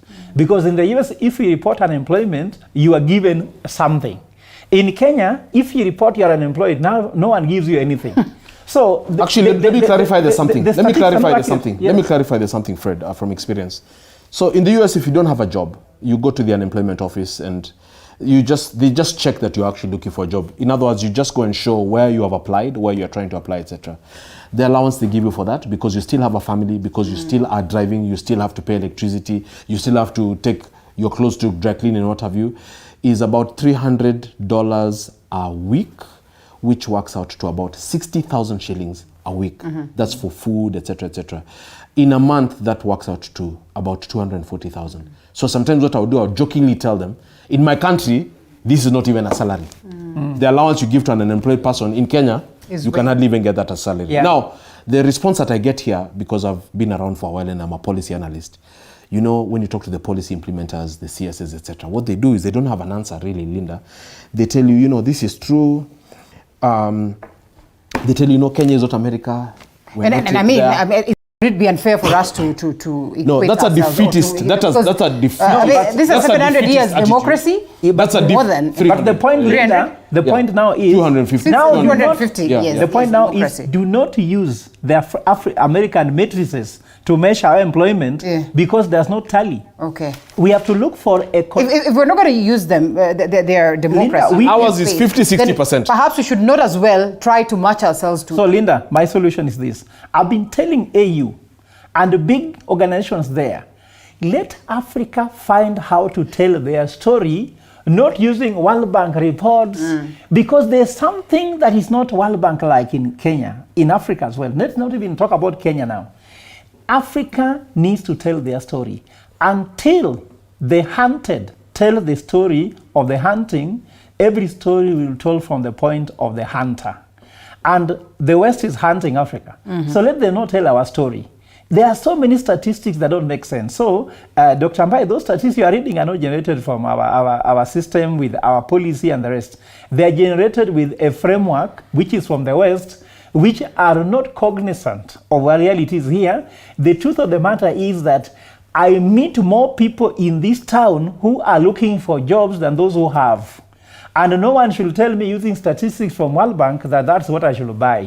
And if Kenya Kwanza is buying those statistics, let them go and put their headquarters in New York, because that is what we don't want to hear. Then on the issue of unemployment, Linda, what we want to do is that when a president put down a policy, that's why I want the president to become very clear where we are going. You know, when the president says, we will do this, do you know that people start now buying equipment, going to school, knowing there's an opportunity. That's why when the Big Four agenda was outlined by the former President Uhuru Kenyatta, I was heartbroken when he said that Big Four has failed. Because do you know what's happening? Some people were aligning themselves, some people were educating themselves, some people were resourcing themselves in preparation for the opportunity because the president has pronounced it. And if the president is not clear about his pronouncements, about where he's going, like yesterday, instead of telling us where judiciary is going in terms of judicial justice and the rest, but now taking most of the time anecdotes about Raila's visit and Chebukati's visit Raila's home, I was like, what is the issue? You are the president. If you want, call Chebukati and ask him, what is the issue? You can order Raila to answer. You can ask DCI to investigate. When you have a dog, don't bark. Let the dog work for you. You are like Dr. Mbai says, he's the official speaker of the government. Let him give us government policies, government agenda, government blueprint. Raila is just his opponent. And let me tell you what, Raila is happy if he says that they'll be responding to him every day, because that's what he wants. He feels nice. If he says anything and Ruto does not respond, he will feel he didn't say something interesting enough. And the last thing about the numbers, can you believe that Jacaranda Grounds was more full than the president in Uhuru Gardens when he was doing Jamhuri Day? It was empty. Yet, Jacaranda Grounds was full. What does that tell you? People love Raila. We're going to come to that. And then secondly, let's allow Dr. And secondly, his minute of closing on the question of education. People are idle, and they are idle because they are not employed. And let them address that matter. If they address the matter, Raila will go to Kamukunji and find empty ground people who are at work. Was it a congregation of unemployed? If actually unemployment is low, like we're saying, there should be nobody on a Monday in Kamkunji grounds listening to Raila because they'll be busy working, because Dr. Mbai, you were busy working, I was busy working, Benji was busy working. That's why we didn't go to Kamkunji. Linda, just to remind Professor for 1 minute that Embakasi was on a Sunday and people were, they were moving around. So it was on a Sunday. Just like Narok and everywhere. So please, it's good to understand that. Number two, me, I will say one thing, that the plan that Kenya Kwanza has, and he's, okay, Professor, sometimes he encourages Kenya Kwanza to do more, then he hits it very bad. I don't know when he wants them to plan to do good. But what I'm saying, according to the 5 agenda, the plan is to create like 1 million jobs per year. And it's going to happen. I can tell you, we have this supplementary budget, a lot of things are going to it, and then the budget for June. Include the digital superhighway, the issue of food and security, the issue of agriculture, the issue of universal health care, all those things, and of course the SME and all that. What I've said is that going forward, because I don't want to answer for the mistakes of the past. I'm answering for the issues, the plan that we are going to have going forward, is that the idea is to move on the young people going forward. Make sure they are skilled, move into TVETs, everybody doesn't get lost. Because, Linda, the more we have over 500,000 young people every year remaining in the village, surely, even issues of poverty, issues of unemployment, issues because there are no skills. It's better to have a skilled workforce than we are fighting about where to go. And look at the alignment. They are going to do specific things that are going to be helpful. If they are going to do the issues, those who are not able to have very high grades, if they are going to work to get plan B and all those, they are going to go to the housing. Look at how the infrastructure, the value chain is working. They are going to move here, go to TVETs, partner with the housing industry to go and move on. Now, we are putting a lot of emphasis. Myself, I came from the village because of farming. Simply because I was able, and it's not lane fed. There was a river, I put on some... I drew the water. The water came near home. I grew tomatoes. So food again. The issue of agriculture, we must tell our young people. If you are near somewhere, kindly, that the biggest thing, actually one of the biggest leading industries in Kenya, or rather in the world right now, is the food industry, because everybody must eat. So we want to continue telling our people. So moving forward, the plan is all the 800, for example, who leave Form 4, they will be absorbed somewhere with skills. And they will not be a story, because the whole thing the problem has been having the education system. Yeah. It's where we have over 500,000 every year. If you do 10 years, it's about 5 million. Unemployed, poor, not empowered socially or economically, that's the problem. But going forward, once everybody does internship, they are going about 80-90%, they will be absorbed. That is the plan we have, because we must talk about the plan. 1 million jobs every year will be created through the 5 agendas of Kenya Kwanza. That is the plan. Gentlemen, can we trust Dr. Mbai for a moment? I'm a journalist, clearly, and I've been following up on him briefly, 2-3, or at least following up on every of us, just to know where we are, what we're doing, what you're doing with Katiba and all that, actively following up on Benji online and how he addresses some of these matters. I've also noticed that on a couple of meetings I have seen him with the Minister of Investments, Trade and Industry. And therefore, can we trust what he tells us for a moment? Because I hope that he asks some of these questions. We agree. I hope he asks some of these questions on our behalf. Fair request. Yes. We respect him. That's why we're in the panel. Yes. If not, I could have not come. Yes. But secondly, what we are telling him, we want results. Yes. We don't want reasons. I hope he speaks for us. Yes. We want results. Thank you. Gentlemen. And he has not done our appointments with the...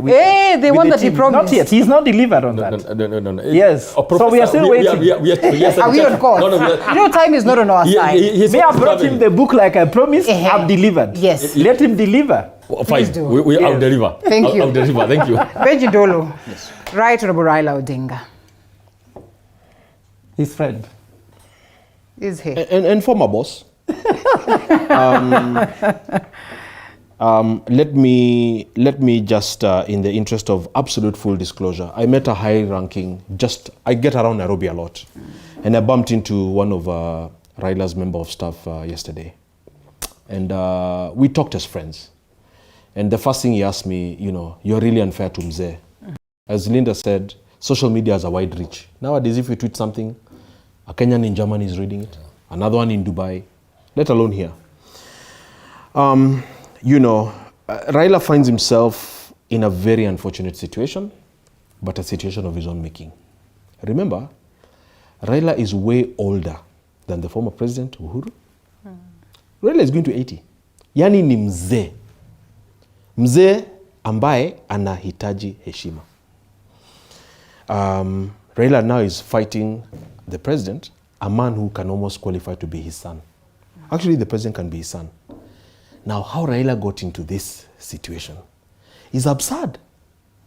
Because just a few months ago, Linda, in 2022, we're in the first month of 2023, If you go to the Hustler Mansion in Karen and you are seen around there and you shake the hands of the deputy president, your things are investigated, you are arrested.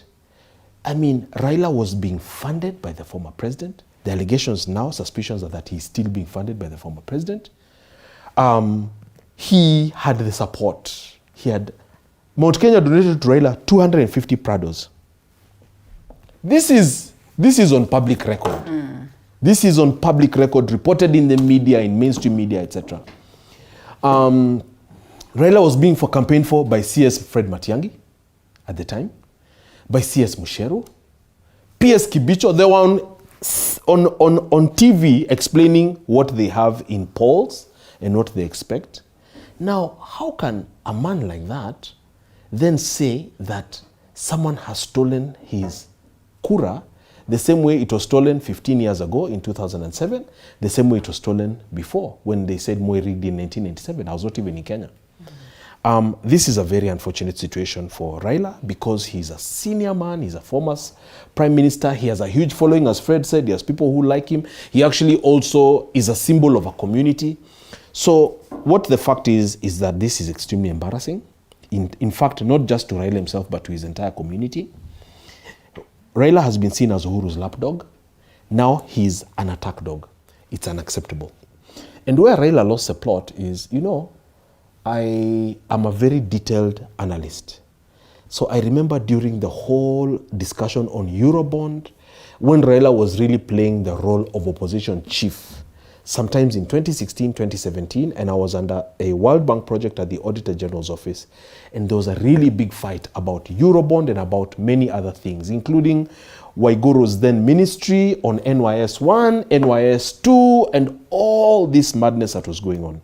And what happened is President Uhuru at that time then sought to defang Raila, to decapitate him by not fighting him, but by incorporating him. So that now he coddled him. They did this handshake and designed a very amorphous kind of government where Raila is not really in government, but he's in government. His people have been appointed all over the place. Wakina Junet are running things, as you heard Honorable Babu Owino saying. He had a meeting with PS Kibicho where he instructed the PS to arrest Chairman Chebukati. I mean, this was the reality. And what Raila therefore did is he abandoned his ideals and his role. And he did this because this for him was a sure bet for him to get the presidency. So this was like the silver bullet against the DP, who is just like without a role, without a budget. Wakamutolea maaskari.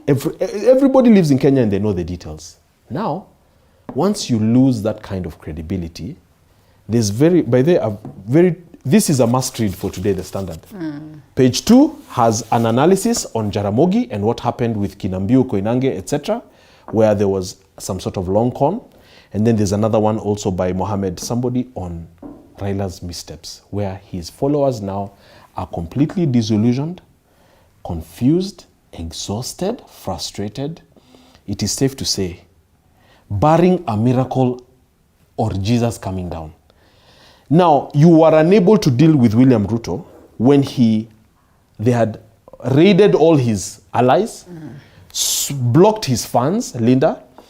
Matiang'i took his roles, his one welcoming the president, meeting this, deploying this, etc.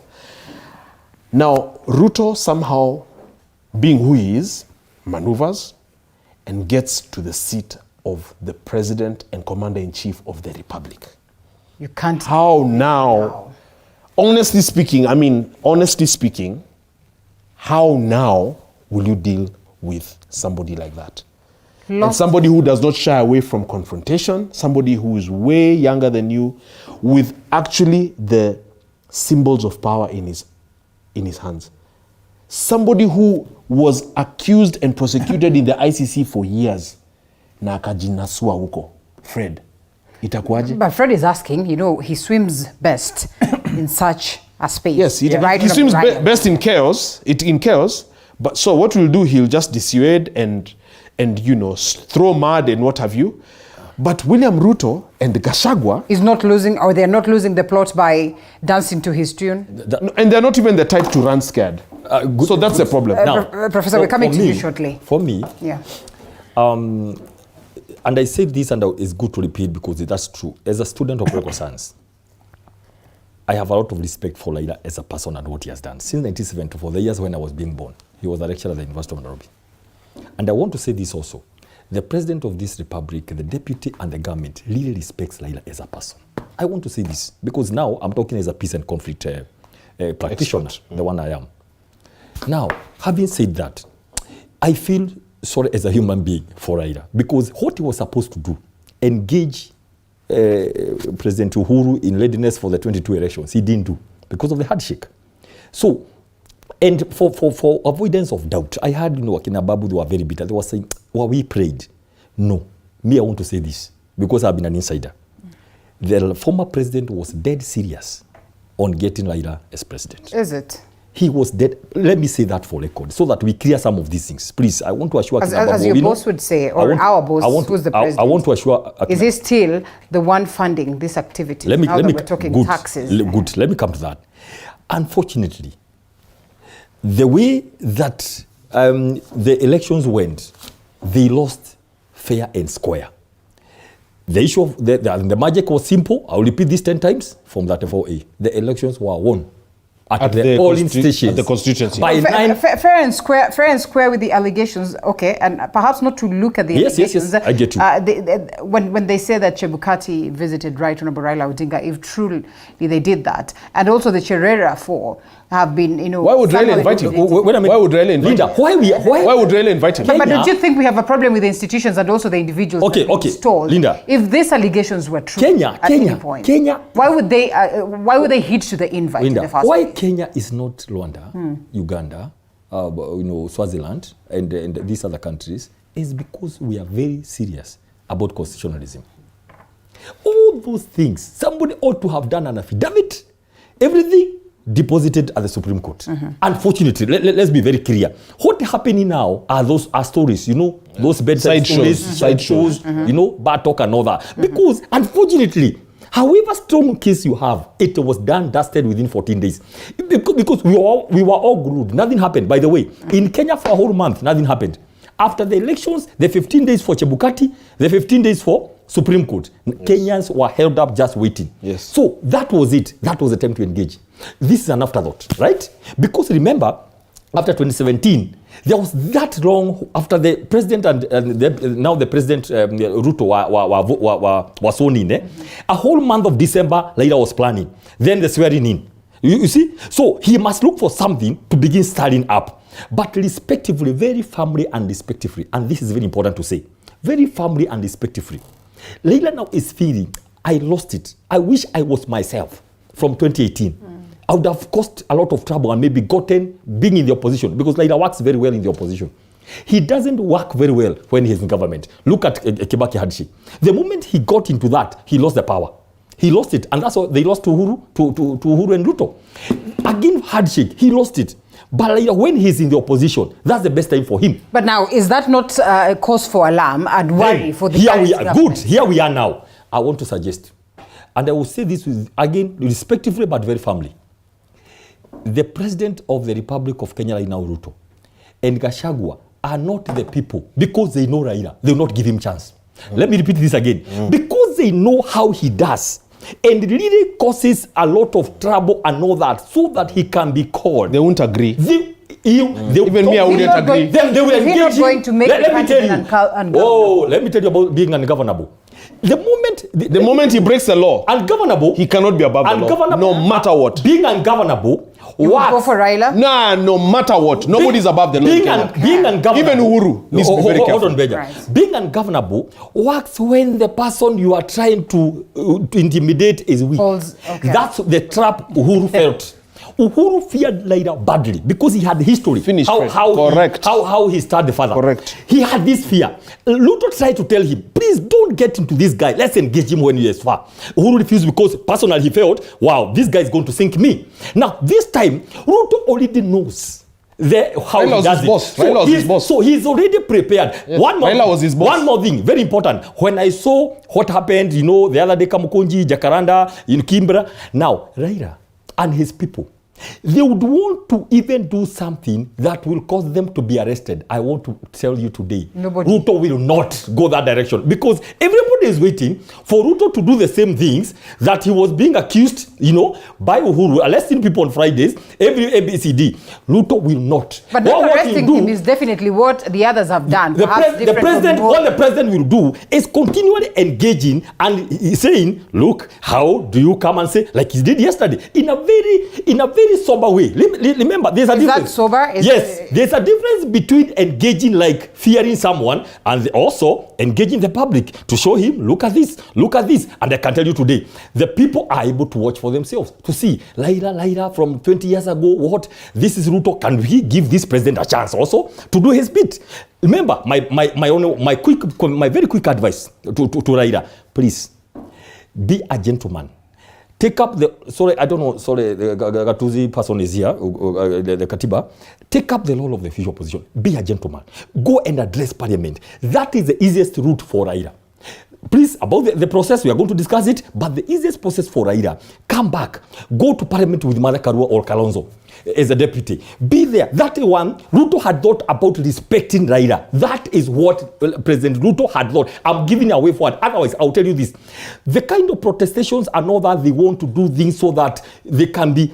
The last thing President Ruto is going to do is to try to arrest or do anything because they will be accused of, and that's what they are waiting for, so that they can get in sympathy. It will not happen, but I can tell you this. President Ruto will not give Raila a chance, and he'll be engaging him every day. He talks there, he'll be there talking, so that Kenyans can decide who is supposed to be given a chance. Daktari, thank you. Professor, make it very brief so we can... I'll be brief, but Linda, remember you have given the Kenya Kwanza sympathizers... Then allow us to take a short break and then come back to you. Is that okay? Yeah, that's fine. Okay, after this.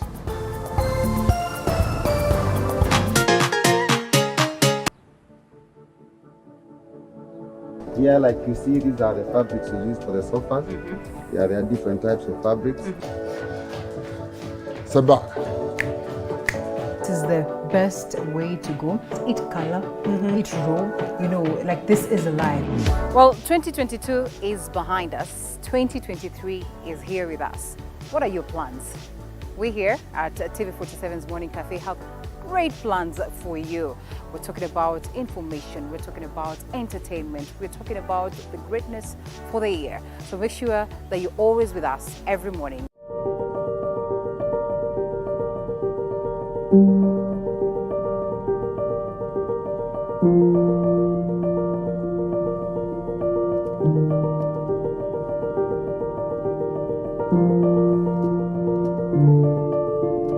Kwa muonekano wao hauwezi ukajua waliopitia. Kwa sura zao zinapong'aa hauwezi ukafahamu changamoto zao. Nyuma yao ipo stori na historia. Katika kipindi Ufahamu Kiongozi tunakupa nafasi kuweza kuwafahamu kila siku ya Alhamisi kuanzia saa 1:30 kuendelea. Nami Elizabeth Mutu.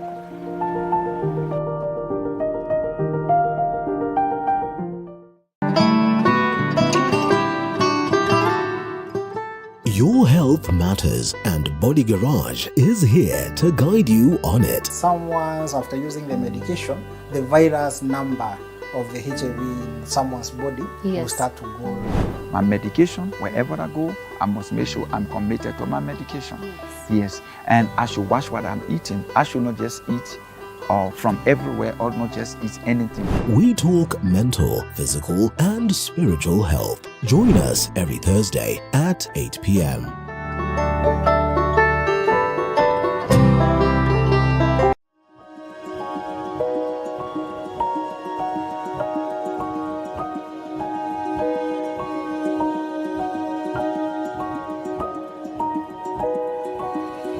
Lover of farming? Well, Kilimo Diaries is your home for different farming ventures, crops, animals, and so much more. Every Sunday,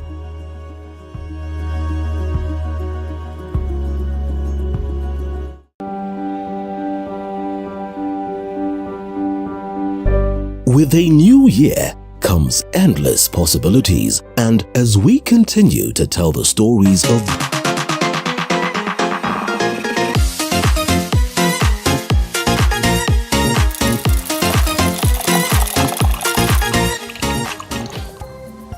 right, there's a comment here, and they say, apart from Professor, on the other end, the two guys, Ndolo and Bai, are not saying the truth. Raila is not a pushover. The question is, Ruto gave Chebukati security. Whose security was it? It means then that somehow he grabbed power using those soldiers. Thank Professor. you. Linda, I agree with you. And let me first of all put this How is to be clear. taken? Our very important points here to make. Yeah. First and foremost, I like the fact that the Dr. Mbai and Benji is saying that Raila is not above the law. But do you know what's happening? You can actually be the law. You don't have to be above the law. Anything touching on Raila touches at the heart of the nation. Remember, even if you despite the 6.9 million Kenyans who voted for Raila, even the ones who didn't vote, some of them are in love with him. Maybe the process was that he didn't get these guys to go vote for him, but I'm telling you, Raila is more than. Secondly, the presidency is like a car. When you go to a car yard, when your car is worth 20 million, as soon as you peel that piece of paper and drive off the yard, the value goes down.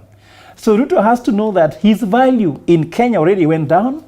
Statistics recorded that 53% of Kenyans no longer believe in him. Those are facts. And those people are going, those 53% are going to who?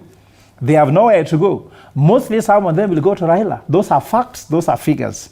Then the third point is, let us be honest, let us not be xenophobic. Xenophobic, thinking old age is bad.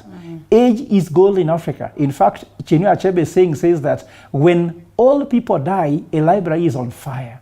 Let us not, in fact, some presidents are very old in this country, older than Raila. Go to Cameroon. He cannot even walk, but he's still the president. So Raila still has a chance. The other thing Let's appreciate Surgeon's Diary. Yes. That is the writer. Yeah. And that is Yusuf Dawood, yes, who passed on in London. I mean, equally. We look at the age and the library. My dad's is healthy because... Yes, so let's be honest, all age is gold. Raila has a lot of wisdom.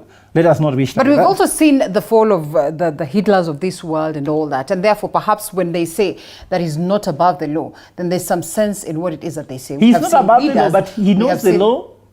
And he has always used this law and legal reforms to his advantage. So the other point I have to make is that, let me tell you what, Linda. From what they have said, they are confirmed Raila has a better chance in 2027, more than 2022, because Benji has said the mistake Raila made was to handshake Uhuru that made him difficult and lost his thing. If you saw Raila in Kamukunji, if you saw Raila in Jacaranda Gardens, Raila is back to what he was. Yeah. Raila we saw in 2022 was a kind of Raila that couldn't be himself because it was so hard to say anything against the government, which is very good in knowing what the government is doing wrong. Let's thank God for it. So if this is a person who can be compromised at some point, why should Kenyans trust such a person? Of course, that's a big question, but I'm saying the thing is that he was, you know, sometimes, Linda, what Kibaki told me when we met in person, when he was, because I was advisor to Kibaki on matters economy and strategy, Kibaki told me, Fred, there's one thing when you have a dream to transform a nation, but also you have a task to win the election. So Raila wanted to find a way to win the election and then become himself and win. Actually, there was a time when even the guys from Luo Nyanza were saying, this is looking like Uhuru's third term in Raila's first term. But Raila went and told the guys this, no, I am who I am. But what's happening is that we have followed this path of criticizing the government too much, and that's the reason why it has been very hard to get there. Let us partner and enter into government. And then Raila was very clear that when he became president, he was clear with Uhuru, he will be the president, will not be Uhuru's kind of a remote control. It didn't work. And that didn't work. So I'm telling you, he has learned a lesson of handshake, he wants to do it, and he has a better chance in 2027. The other point I have to make is that... Linda, can you believe someone is willing to field an 82-year-old who has lost all these... And he started by saying that age is good, and the constitution or Fred, the law so does not... Let me finish. How old is... What I'm trying to say, Linda... 78. More or less the same thing. Yes, but it's a different kettle of fish. Okay. So Linda, let me finish. Me, I'm not saying that it's good for Raila. Me, I'm not selfish. Raila is not, doesn't feed me, whatever. Me, I'm just independent. That's why even the guy tweeted saying that I'm honest. I'm just telling you the truth. I'm not on Raila's side. I'm not on Ruto's side. Me, I'm a professor. We only eat chalk. I'm only loyal to my VC, Vice Chancellor. That's all. So the other point I'm telling you, what Raila is trying to do, if I understand, I'm a political strategist. Raila is trying to create the 2002 NAC moment. The NAC moment was this. It was a time when everybody felt they were tired with the Moi administration in any form. Whether or not Moi directly, even his surrogate, which was Uhuru, they just said, this government needs to go home. Now, with what is happening in the economy, if Raila convinces people that the current administration should go home no matter who is taking over, then he'll create a chance, because currently there is nobody who can win 5 million votes outside their home area. Even Kalonzo cannot. All the other guys cannot. If he's endorsed by Raila, you know what happened with the Martha Karua? How much votes he could even get from her own? Her MCA is from UDA. So you are realizing as we walk towards 2027, Raila is having that position that he has still commands significant followership, love, passion, and compassion. So that could be a knack moment for him if he creates it. That is his chance. So I can tell you, if he creates the knack moment, people will not worry about Raila's age. They'll vote for him. The other point I would say is that... Or if he endorses someone.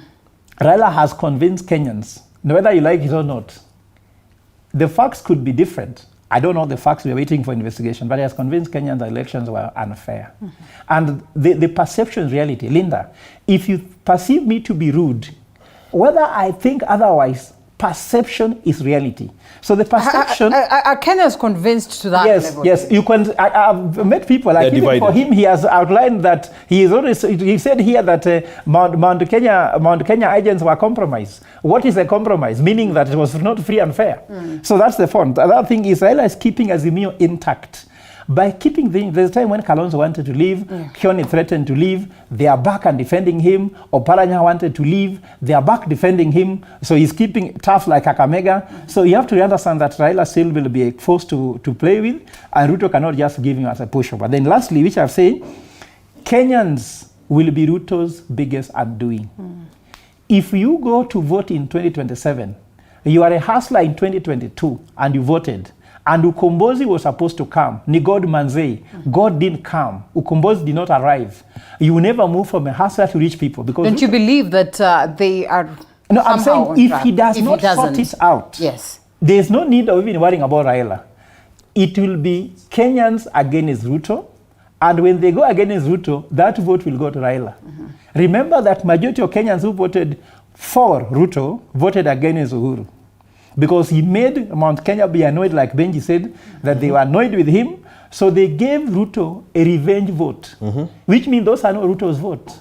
Actually, Ruto is surviving on more than a quarter of his vote, because if a third didn't vote, a third voted for Raila, means that they only went with a half. So out of their half went to Raila, half went to Ruto. Out of that half that Ruto had, some people are doing revenge votes, which means some people don't love Ruto the way they love Raila. Raila's 6.9 million votes were out of love. Okay. The 7 million votes were both love and hate.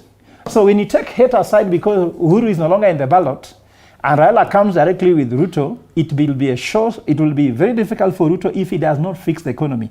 But if Kenyans will go to bed fed by 2026, education will be cheaper. Electricity will be better. Hospital, healthcare will be fixed. It's on my Linda Mama will be back. You understand? Kazi Mtani will be back. People have money in their pockets. Ruto will say. Ukombozi will come. Ruto will say. So what I'm trying to say, I wrote an article by saying the only missile that can succeed against Ruto is economics. Politically, he has maneuvered much better. But economically, if he does not maneuver economically and keep this politicking that he's talking about, will not work. And lastly, I'll advise Mbai by saying, advise the president that the strategy they have adopted, that you answer Raila each and every time, you are playing political game, he is good at it, and if you don't fix the economy as you are trying to politic, you'll be playing Raila's own tax problem. And I agree. Tax problem we have. And, you know, in advancing this debate that we've just had, as he speaks to the tax problem and how he intends to fix it, he proceeds to fall prey to this Raila. And he has been named Zakayo. Yes. What do you make of that? And perhaps do you really... It's damning. It's damning that they have named Uhuru in person. Ruto. No, it is them saying they've named Uhuru as a tax dodger, and everybody knows and that this money is being used for. Yes. Everybody knows that famous acquisition of NIC Bank by NCBA and the and the exemption in black and white of the taxes and what have you. Everybody also knows, you know, Dr. Fred here is as a scholar. Everybody knows the expansion of Kenyatta Inc. in the last 10 years. It's common knowledge. Everybody knows the role that Uhuru's brother Muho Kenyatta has played, coordinating family business across government, summoning CSS at will, furthering the agenda. Everybody knows, you know, in what respect they hold Mama Ngina and her empire. It's common knowledge, as a matter of fact. And so the president yesterday has said clearly, and the day before, that somebody, a shadowy figure, is sponsoring Raila, paying for these rallies and what have you. It's very sad. It's not surprising. But let me go to the question of taxes and elucidate further on what Fred is talking about. Indeed, the cost of power is a red flag. The cost of power, Linda, if you look at any of these papers on manufacturing, in fact, this is absolutely for Mbai and for his boss, the CS of Trade. Cost of manufacturing, cost of production, cost of moving goods. Because if you have an assembly line, Daktari, you're manufacturing, say at Chandaria Industries. And the cost of that, the cost of power, the unreliability of power, etc., compared to South Africa, which is one of our comparative, close competitors, if you look at the cost in US cents, it is way unacceptable in Kenya. If you look at also the allegations of grand corruption after the resumption of democracy, where we try to fundraise big time, and the conduits you use for that to find campaign money, you find that cost of power is already high, and Kenya Power is still increasing the bills against Kenyans who are jobless. There's no way to improve the economy with those kinds of issues happening, and therefore also there is no way to create a conducive environment to create jobs. Linda, if you want to know a serious regime, and I'm going to sit with my brother Mbai here, and Moses Kuria is a good friend of mine for years, because we used to, you see now how you are sitting here, this is how we sit at KTN and debate and work on things years back. We're going to talk about, a serious government talks about job creation with numbers. These guys started around the Kibaki time. You know, Kibaki had talked about creating 500,000 jobs a year, and then it kind of petered away. They stopped talking about that. You must challenge yourself to see how many jobs are we actually creating by putting incentives into small business, by creating a workable environment, by making it a predictable environment, by making it a low-cost production environment. Then you can actually require that SMEs also show you how many people they've hired in the fiscal year 2022, 2023, 2023, 2024. This is the kind of stuff that can transform a nation. If you don't do that, then you're just adding. So you are adding the misery is what's happening. And that's why Fred is right. If you can't fix this conundrum, and I've told Ndi that in person, I've told him on Twitter and elsewhere, the Economic Council must not misadvise the president. The Economic Council must not be too theoretical. The Economic Council is not teaching a class at University of Nairobi. You must give the president tools. By the way, you guys, yesterday, I'm telling you, and we'll sit after this show even, William Ruto needs urgent interventions on very key things, Linda. Jobs, cost of power, and also to understand that you cannot tax your way into. It's not now about looking for any avenue. A cash transfer, you tax it. Anything in M-Pesa, you tax it.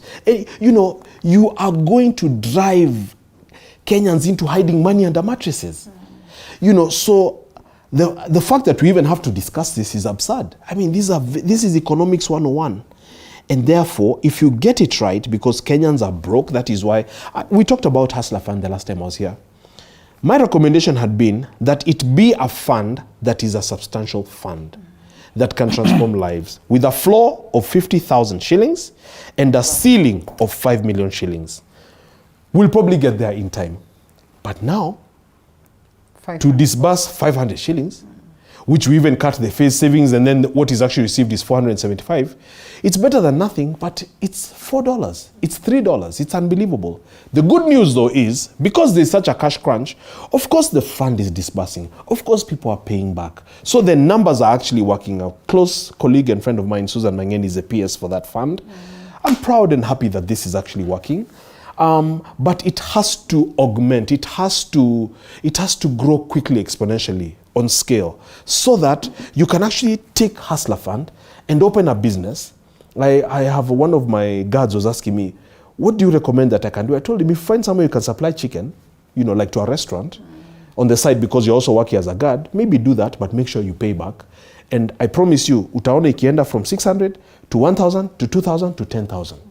And his wife is also doing the same. So that can start to actually change and transform lives. That's the whole point. If we get into this mark, and I disagree again with my brother here, for me, my strategy, and I'm a strategist, is I would really ignore the noise. I feel that what Honorable Gachagua is doing is not helpful.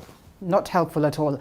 And perhaps I'm choosing it's not, this name calling and bickering and on daily bickering and whatnot. Raila doesn't mind. It's keeping him relevant. I would ignore him and only respond when necessary and really focus on policy formulation and policy implementation. If they can hear me, let them hear me. Honestly, if they can't, too bad. Daktari, I will read what a viewer is saying. Taxes are a bomb. Discuss. Let me start from there. And this is important. What the president is saying, we are not raising, or rather trying to say we are going to raise taxes or we are going to tax you more. And let it be understood very clearly because it is important. We are saying in Kenya here, Linda, there are so many people who don't pay taxes, who have not been paying taxes. Why? Some of them established why? They don't, evasion, very deliberately, by the way. Not because they are not able, very deliberately. The only people that we are very sure pay taxes is those hired by government because it's cut from source, which are very few people. But the majority of people, some of them doing very serious businesses, don't pay taxes, they evade. Of course, in collusion with even, tax correctors, whatever that angle can be. But also, other very many people in the private sector. So what the president is saying, if you can just pay what has been agreed, the little thing, by the way, the idea of taxes, and I want to say this, is simply the idea of broadening the base. So that everybody else pays the little they can be able to pay. The little, I mean, just agree. Let it be an agreement that, surely, are you able to pay this? Okay, what about this? That what is agreed, just pay. Now, in America, people actually, the word is what? They fight actually to actually go and pay tax because they understand what is the issue of obligation of tax. If we can just have that culture, please, let it be very clear. There's nowhere the president is asking people, you're going to pay double the tax you're paying. Let just everybody pay tax. Those who have been evading tax, let them pay tax. Let it be very clear about that, first of all, for now, so that we are very clear about this issue of taxes. Everybody let pay. Now, having said that, the issue of jobs and the cost of living, the president is acutely aware. And I think he said that. He actually is the one who volunteered that information. Even when you are in that interview with him, he's acutely aware. There is a big issue about unemployment and all that. And I'll say this. Professor says if he sorts this about 27, the idea is so clear about that I say, and those are by the way direct jobs. The 1 million. So in 5 years, that one I can assure you, that will be the minimum 5 million jobs that can be seen. Because in each ministry, how the plan is that if each ministry, the deliverables is how many jobs, the direct impact onto the economy, including the cost of manufacturing to GDP, includes the issue of exports that can give jobs on agriculture, on manufacturing and all that. That's an assurance I want to give here because we know that President is one person who is so committed, passionate, and he has an idea. He has the love and passion for this country. He knows what he's saying. So it's just a matter of time. It's just a matter of time. And this time, by the way, we'll not look at it on 26. No. Every month, every financial year that goes, we are going to see that. Now, the cost of production and manufacturing. I'm aware the PS for industry has created a team to actually look at that. It's an ongoing process, so that we bring some very tangible things or rectify some of these things. For example, I'll mention to only one thing about power. The problem we got into already, which we are solving right now, is that there was some power purchase agreement that had put like a 20-year plan where somebody goes and buys all the power and then sells it to Kenya Power at a very high price. Those are the things we attend to unroll to say, look here, we cannot have these cartels. Let's break them so that the cost of power comes down. It's a process, of course, because some of these things is international deals. You cannot just go and lavish them because of the implications internationally. But those are some of the things, and I've mentioned to that because Beji has alluded to it. Those are some of the things that's trying to do to make sure the cost of doing business comes down. For example, today, the Special Economic Zone have advertised Dongo Kudu and Naivasha in the newspapers today here, for people, investors to come in. About 13 areas in Dongo Kudu, 4 areas in Naivasha, the Special Economic Zone that the president is speaking about. So there are so many incentives lined up, including lower taxes. That's important, by the way. Anybody who will be operating in these Special Economic Zones, we have Dongo Kudu, we have Lamu, we have Naivasha, they are going to experience lower taxes, for example. You know, water is there, tarmac is there. That electricity, by the way, because it's coming as a special economic zone, it's going to be lower. You know, those kind of things. That is the kind of things we are doing. And so the kind of jobs you are going to create are going to be sustainable. Now, I want to say this. Please, there has been this talk again, being alluded every day. Benja, we have said this several times. If you want somebody to succeed and go for a long time, give it a primary test, let it grow, you know, let it move on. You see? We started, and the president was very clear. This is individual, the risk is high. Let's start slowly. Today, somebody who started 500, they are getting 5,000 today. That is 2 months ago. They are getting naturally, without anything, just on your phone. Now, the president is going to launch the 1 million, 10 million. I mean, this February, we are not talking about next year. This February, the 1 million to 10 million. If your SACCO is registered with SASLA, you can access up to 100 million, so that you can lend to your members in the best way you know how. You get at very low interest, then you top up to your members because you know your members. There's a way now your SACCOs is going to lend. What are we saying? Their plan is there.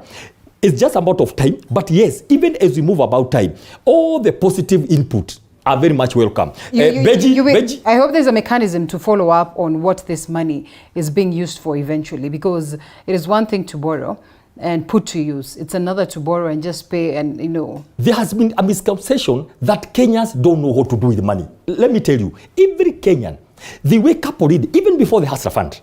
They wake up to go get money from Shyrocks. They know. So it's just a matter of like you see, he has given an example. He comes and asks, can I borrow? What can I do? Everybody has an idea. So we are not, and that's why I want to be very clear. The issue of Hustler Fund is about a hustle. What about the business environment? What about the business environment?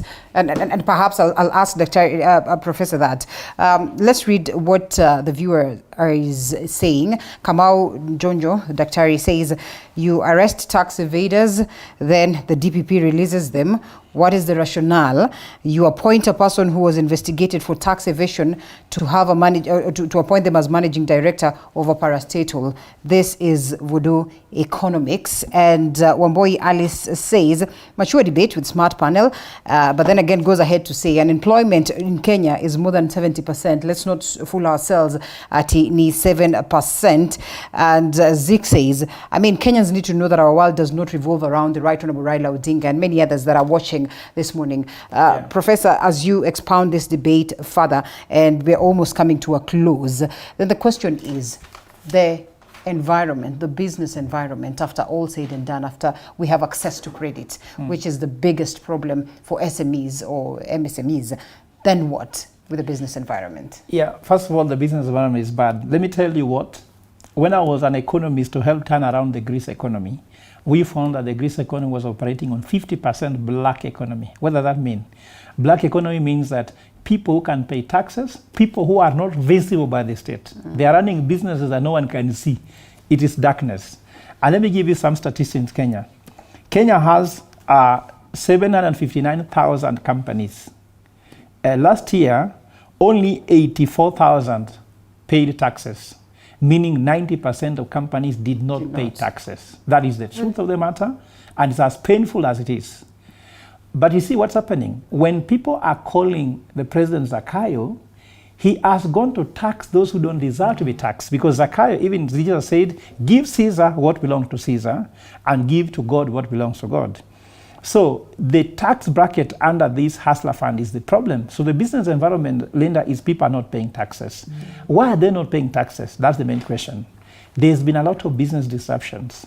The tax regime in Kenya do not care how the companies are performing. I own a company, and I know what happens when you are going to talk to the taxman. They will tell you everything that they cannot be able to understand. These are just things can be sold on TV.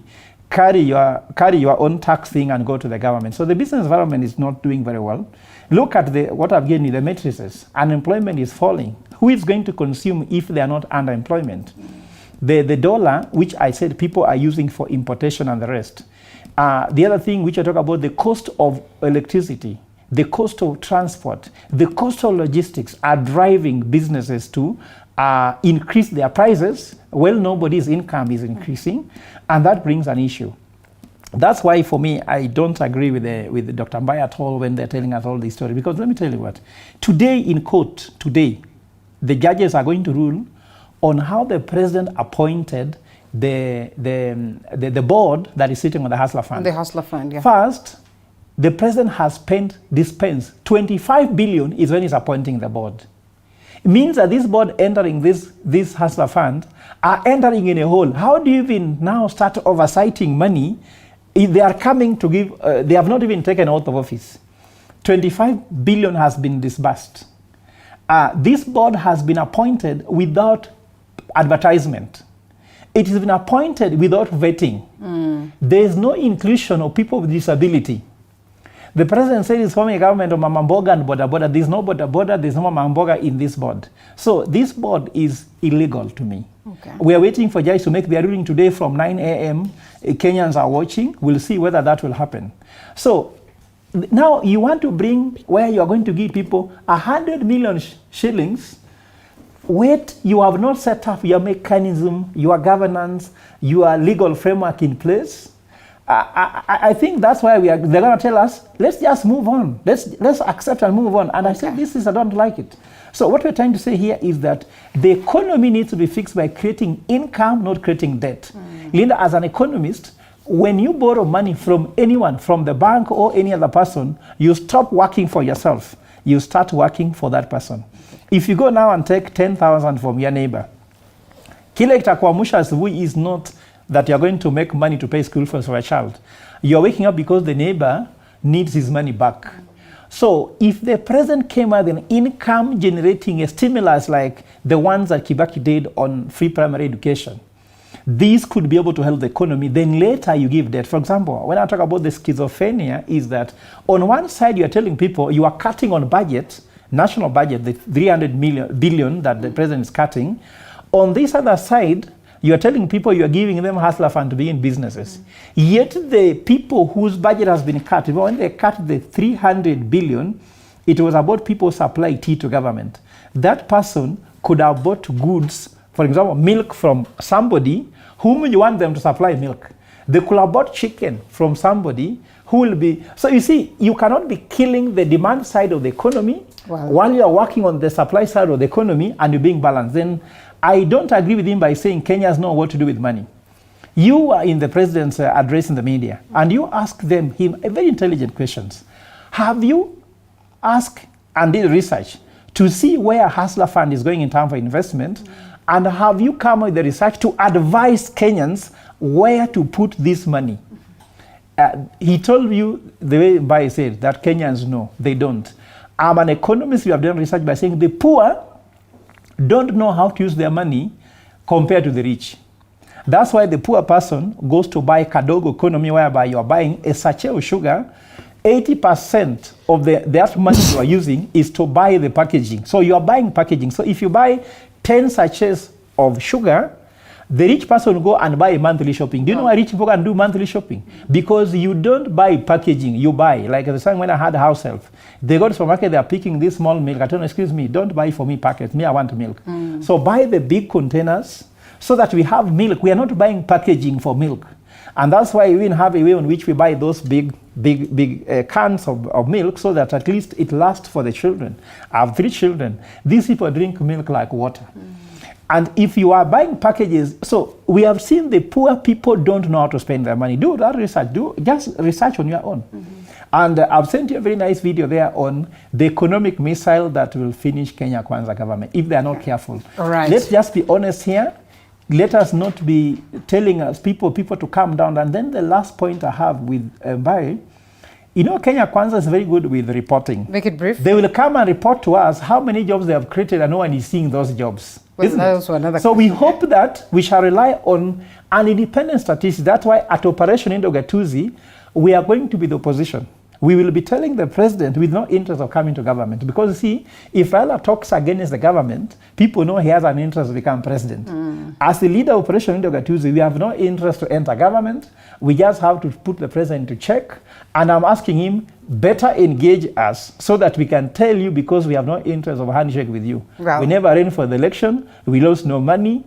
We are just civil society. And I think empowering civil society will be more important so that the president can engage civil society to stop engaging politicians. Because remember, civil society died when Kibaki appointed Gidongo and Magari Madai into government, and therefore they could not speak on behalf of civil society. For us, we stay civil society until the end. Thank you very much, Lynn. Thank you so much, gentlemen. Time is extremely out of our side. I'll do 30 seconds for us to close this and shift to a different conversation.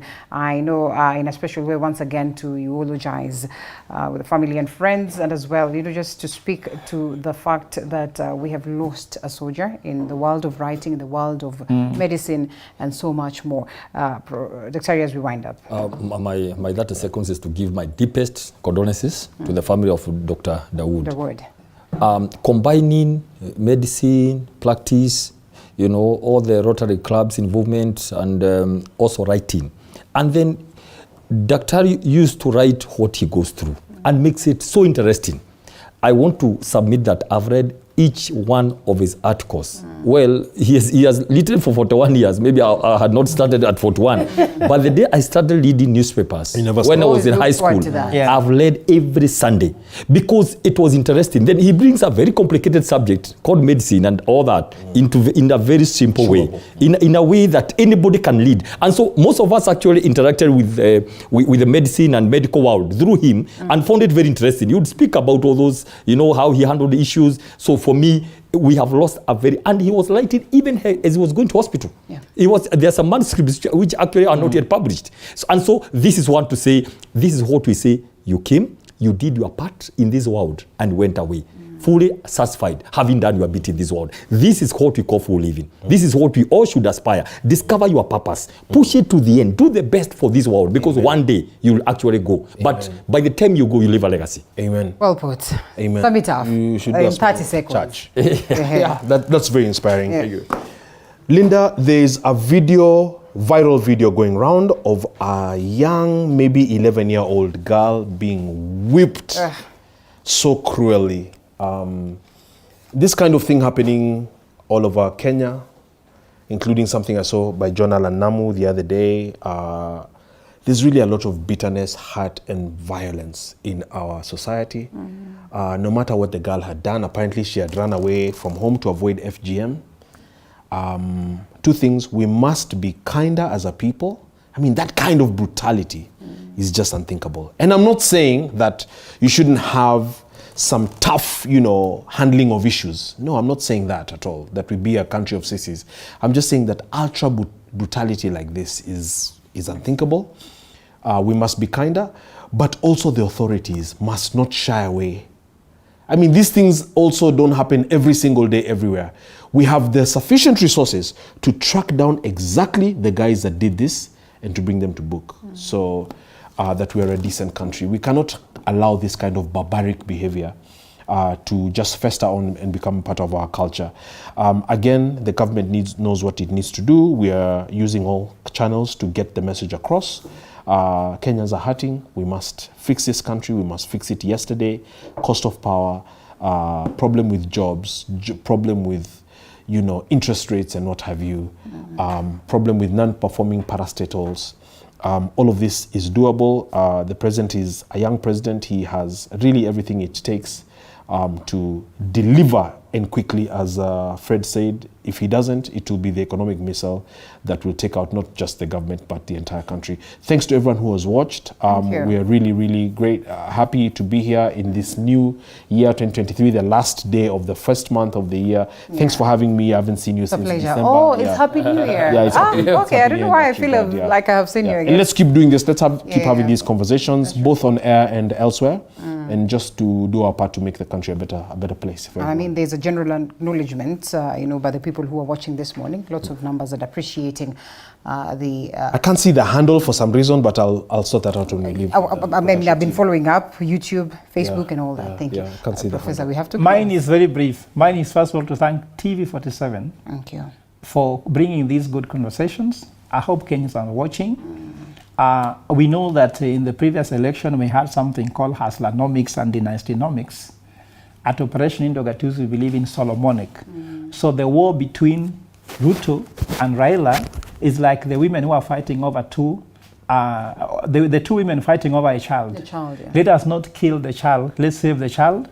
So Solomonic is what Operation Indogatuzi says, let's use wisdom. So as you hear these very intelligent young men, Dr. Mbaye, I don't refute your intelligence, and Benji, I really accept it. That's why we are here together. I wouldn't sit here if somebody is not making sense. So listen to the wisdom, choose wisely, don't waste your time, because no matter which side you fall, you have to put bread on the table. Food doesn't know any political divide, money doesn't know. Let's just choose wisdom. Let's ignore Haslanomics. Dynastynomics is all about wisdom. And that's why we believe in Operation Indogatuzi.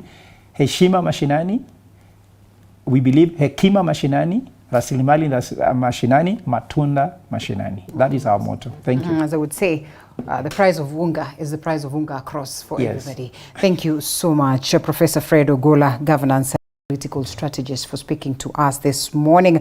Dr. Peter Mbaye,